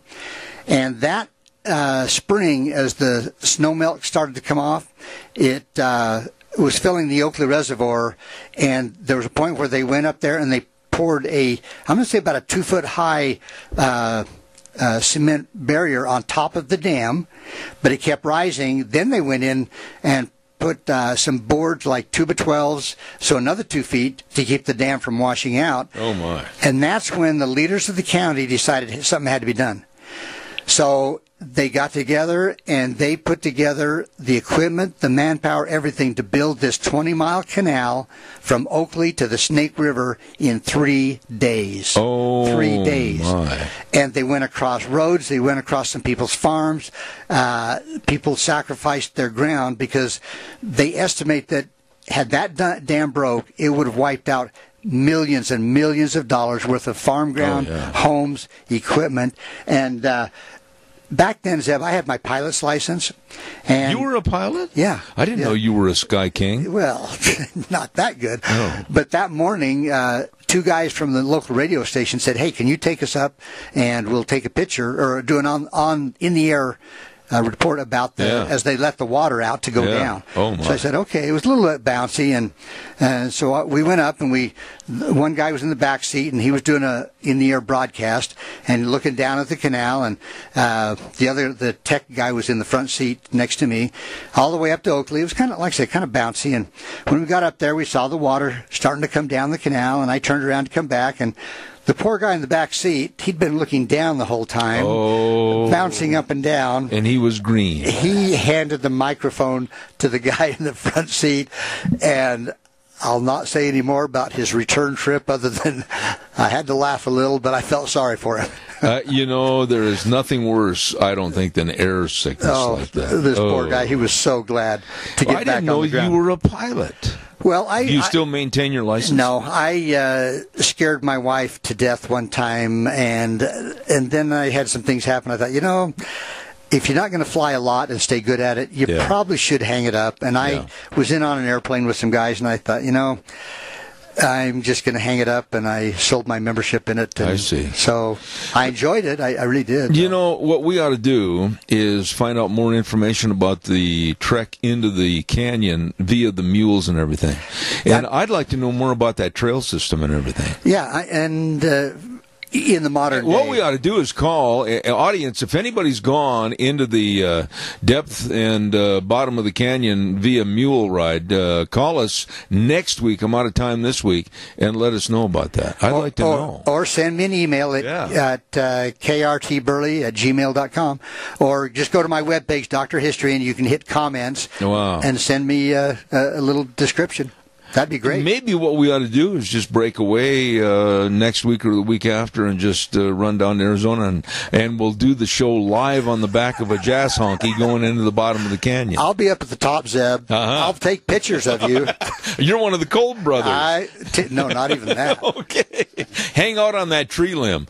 Dr. History, and doing a great job again this week. Excellent story. Thank you very much. Hey, before I go back over to the main studio, I want to remind you about Patterson's at 421 East Main in Burley. Hello, Curtis and Lorena. How are you and the rest of the staff? They have all your electronic needs. Home theater systems and video surveillance cameras, very, very important. They've got all your TVs, Samsung, Sony, Toshiba. They've got car stereos and speakers, complete sound systems. They've even got trailer towing hitches. Holy cow. And the HughesNet internet, it's all there. It's all there. At Patterson's, 421 East Main in Burley. They're open Monday through Saturday, 9 to 6, and they're waiting to serve you at Patterson's. We're going to send this back over now to our main studio. We'll be right back with our next guest in about 3 minutes. And now, back to Zeb at the Ranch on AM 1230 KBAR. To reach Zeb, call 436-2244 or toll free 1-866-927-4587. And now, here is Zeb Bell. And a good, wet morning to you all. And we go in now to the last 30 minutes of our program. I want to remind you, too, about our friends over at Ramsey Heating and Electric and Lennox. Yes, Lennox Home Comfort Systems and Ramsey Heating and Electric all teamed up to offer up to $1,700 in rebates on a new system. All you got to do is call Ramsey Heating and Electric today at 678-0459. Terms and conditions apply. See the dealer for details. Ramsey Heating and Electric in Burley. I've had this gentleman on the program before, and I'm really anxious to have him back on this morning. A United States Army Lieutenant Colonel, retired, Sargis Sangari. Good morning, sir. How are you? Good morning, Zeb. It's good to be back again. It's always a pleasure to have you on the program, and because of your knowledge of what's going on in the Middle East. Sargis, if you don't mind if I call you by your first name, right now, I, as a news commentator and a talk show host, when I follow the news as to what's going on over in the Gulf of Tonkin and Iran and their threats and everything else, how concerned as an American citizen should I be that this might be the start of Armageddon? I think the concern should be how we deal with it when it comes to foreign policy, not from the executive branch in this case, what the current POTUS is looking at, trying to implement globally, but what is happening internally as far as the fight is concerned between the Democrats and the Republicans. I think if we can get that house in order and concentrate on what is beneficial for the U.S. foreign policy, a 20-year kind of projection, I think it could avoid a lot of these issues and problems. The problem we have is that it's very difficult in today's Congress to be able to focus them on what is more important to us foreign policy-wise. Sargis, when you say that, and believe me, I'm not minimizing what you said. I totally agree with you. But when you said for the Democrats and the Republicans to get their house in order and start working for we, the American people, and also for the security of our country, boy, that's almost asking the impossible with the animosity and hatred they have for each other today. Would you agree? Yes, but for the benefit of the nation, they have no choice. They have to realize that. Whether it be what we're going to do with China as far as this trade war is concerned, what is happening with the president taking the steps with Japan, saying that they're willing to be a player on the global stage now, brokering possibly a future peace deal with Iran, what we're doing as far as making sure that our allies in Europe understand that they cannot constantly be bypassing our sanctions against Iran if they truly want to see a global footprint that is actually beneficial for all nations. In that capacity, I think the Congress and Senate are very key as far as ensuring that those eaches are taken care of in support of our U.S. foreign policy. Let me back up a little bit, if I could, sir, and ask you back into the Obama administration with John Kerry and the Iranian nuclear deal, which I hate to use that terminology because it seems to me like it made the fat cats over in Iran even fatter financially. What were your thoughts about that Iranian nuclear deal that Trump is trying to disavow right now? We're the first ones to say that it wasn't really a nuclear deal. It was more of a economic deal that the U.S. was trying to strike. And the first people that actually went to Iran after that deal was struck were American oil companies, looking at what to do with the oil within Iran itself over the next 30 to 40 years as far as development is concerned. Unfortunately for us, the Europeans tried to undercut us in this deal, where European businessmen were going to Iran. Believe it or not, there's even incidents where they were actually paying off demonstrators right in front of the building that they were having meetings with Iranian businessmen to shout out that to America. And then they were using that as a leverage of saying that, why do you want to break a deal with American companies where your own people here are still shouting that to America? Why don't you force American companies to come through our European companies in order to do business here? Which was a failure from the previous administration to realize that Europeans are going to do what is beneficial of themselves. Even our greatest ally, which is England, every single officer in the Iranian military, from the major level up, all their children have been educated primarily in England.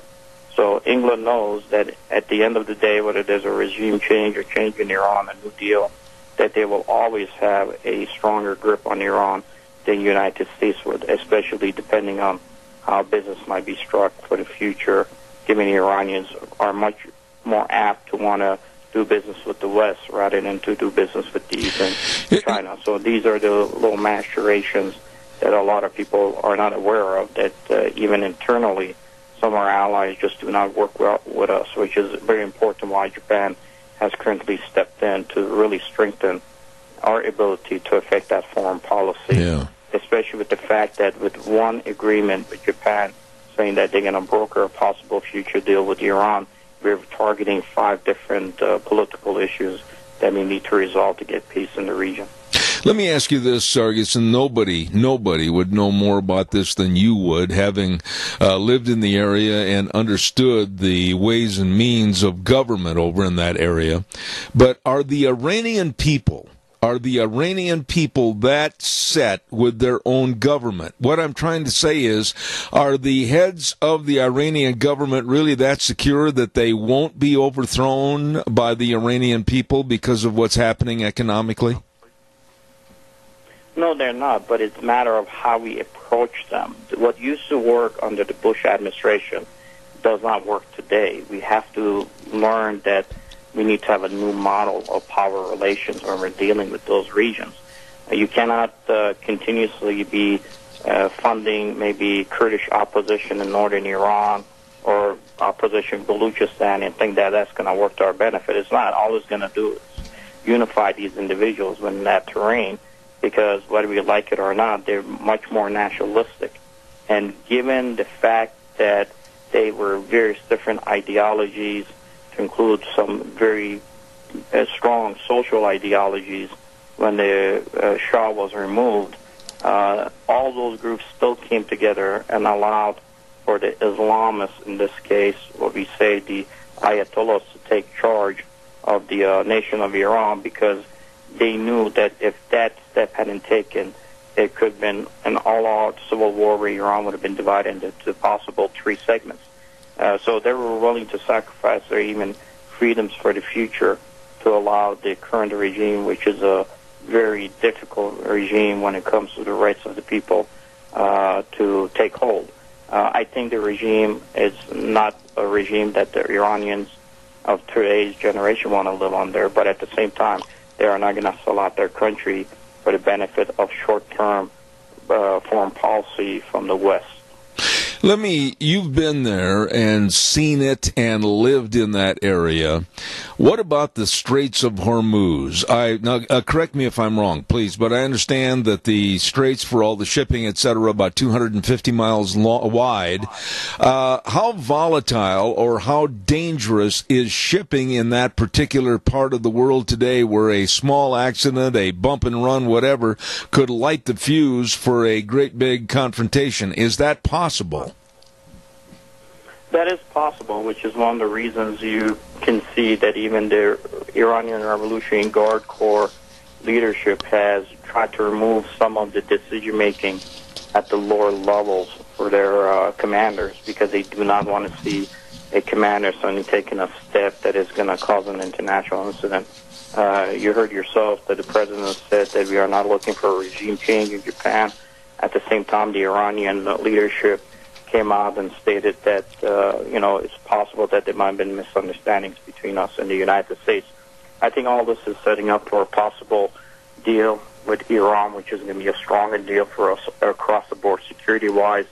Japan's entering into this process is very important, because Japan, going back 70-plus years ago, suffered greatly with 2 nuclear bombs being used against it in the war, and since then has really not projected itself force-wise anyway within the world. However, it was one of the major developing nations that contributed to the development of the previous and even the current regimes in Iran. Under the Shah, they had a large footprint with their oil companies and their manufacturing bases, and as far as their car companies are concerned. I think with Japan entering this particular fight, what President Trump has done in the current POTUS has not put pressure not only on North Korea, saying that if he can finally remove this idea from the Iranian mullahs to try to get a nuclear weapon, that what ends up happening is you're now putting pressure on Turkey and Saudi to ensure that they do not pursue their wants and desires to develop a nuclear weapon. At the same time, it blocks North Korea from being able to sell one of the major pieces that they have for their viability economically in the future, which is the nuclear capacity capabilities that they've sold to Iran and in the past have tried to sell to Syria, even without the Israelis' knowledge, for almost a 5-year plus period before the Israeli government was able to figure out that the North Koreans were working for the Syrians to try to develop a nuclear program for them. This being the case, it also now puts pressure on China, being the closeness of Japan to us.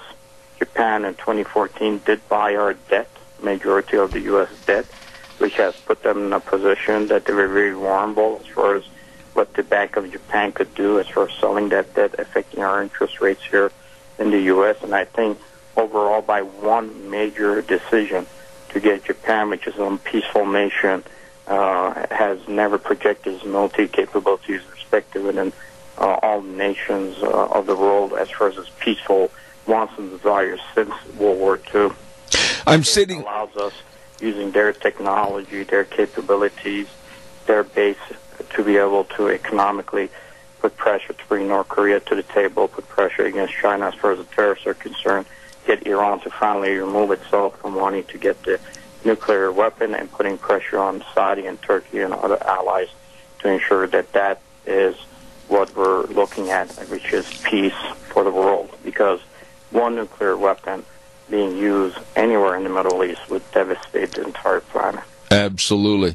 Sargis, I'm sitting here listening to you and your vast knowledge on this area, and I guess the question that came into my mind was, how in the world can the United States and this Trump administration, how can they come up with any deals that would be solidified and make an agreement with all of the parties concerned to say, yeah, that's a good deal for us, that's a good deal for us? What about Israel? What about Saudi Arabia? What about everybody else? How is it possible to make a deal that's going to be accepted and copacetic to everybody? I think if the deal gets to a point where it is possible that the mullahs will not get their hands on a nuclear bomb, I think it covers pretty much everything. Now, the problem is, again, our allies are very difficult to work with because they're the ones who have been really burdening us when it comes to even the sanctions against Iran.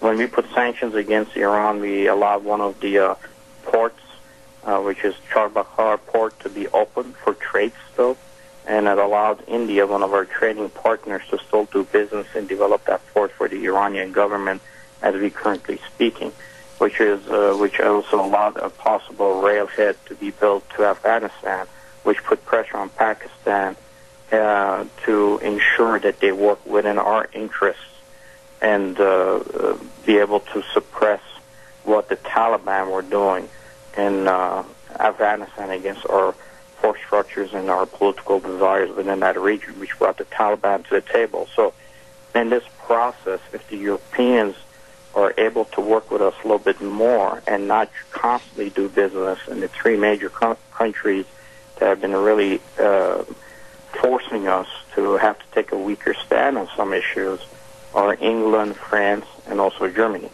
If they can come to the table and support us with the sanctions, in the long run, I think the markets in Iran would be developed for all of them, for everyone's benefit.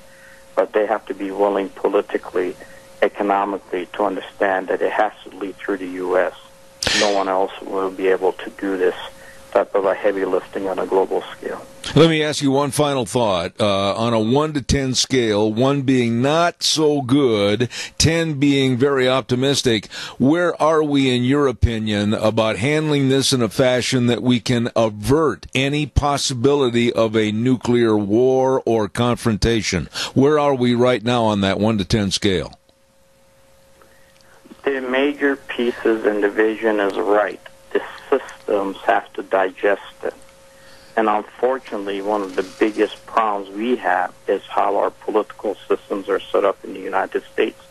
Our foreign policy is a 2-year foreign policy, where in the past we would say that the Democrats and the Republicans, when it came to national foreign policy, we get a focus on them. Unfortunately, we are still bashing each other as U.S. is losing footprint within the region. My recommendation is that we have to finally realize how tough this enemy is that we're facing, in this case China.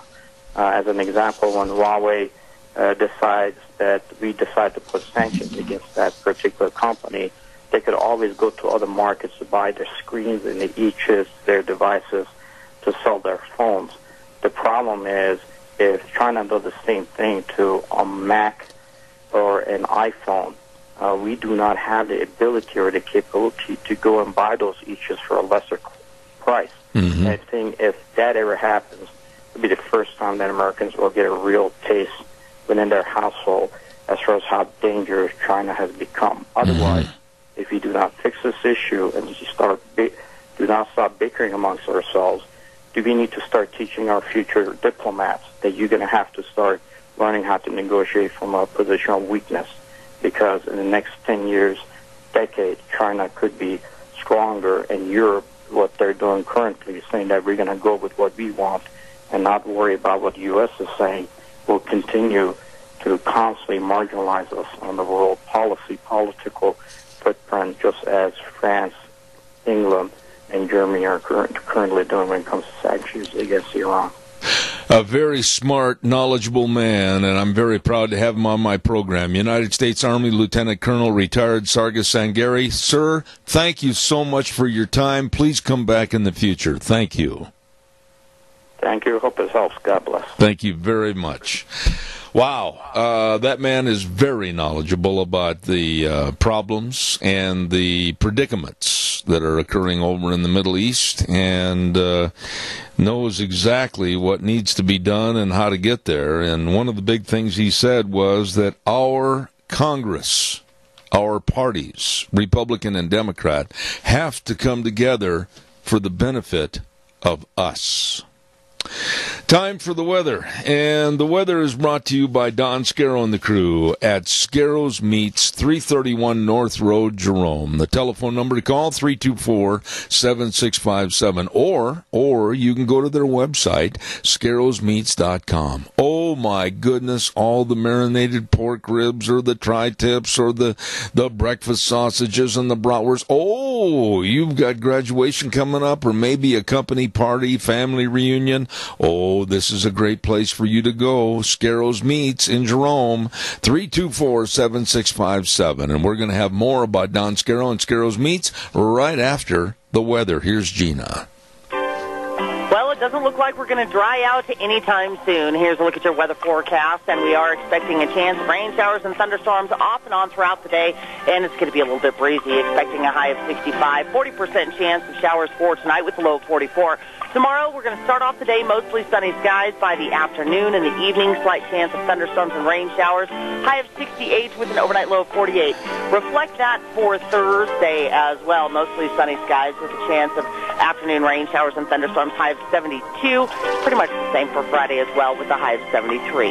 That's a look at your weather forecast for Zeb at the Ranch. Thank you, Gina. Thank you. And the weather brought to you by Scarrow's Meats, 331 North Road, Jerome. Oh, my goodness sakes. You better check out for all your barbecues, your picnics, and everything else, and all your gatherings. Give them a call and make arrangements today for the most of delicious meats from Scarrow's Meats, 324-7657. They are changing the way we eat, one delicious bite at a time. A couple of notes I want to get in here real fast before I get off the program today. First and foremost, this weekend on June 1st and 2nd, the Mini-Cassia Auto Collectors 33rd Annual Car Show. It's going to be at the Cassia County Fairgrounds Saturday and Sunday, 9 to 7 on Saturday, 9 to 5 on Sunday. And Jimmy Flowers is going to be on the air tomorrow, and we're going to talk about that car show.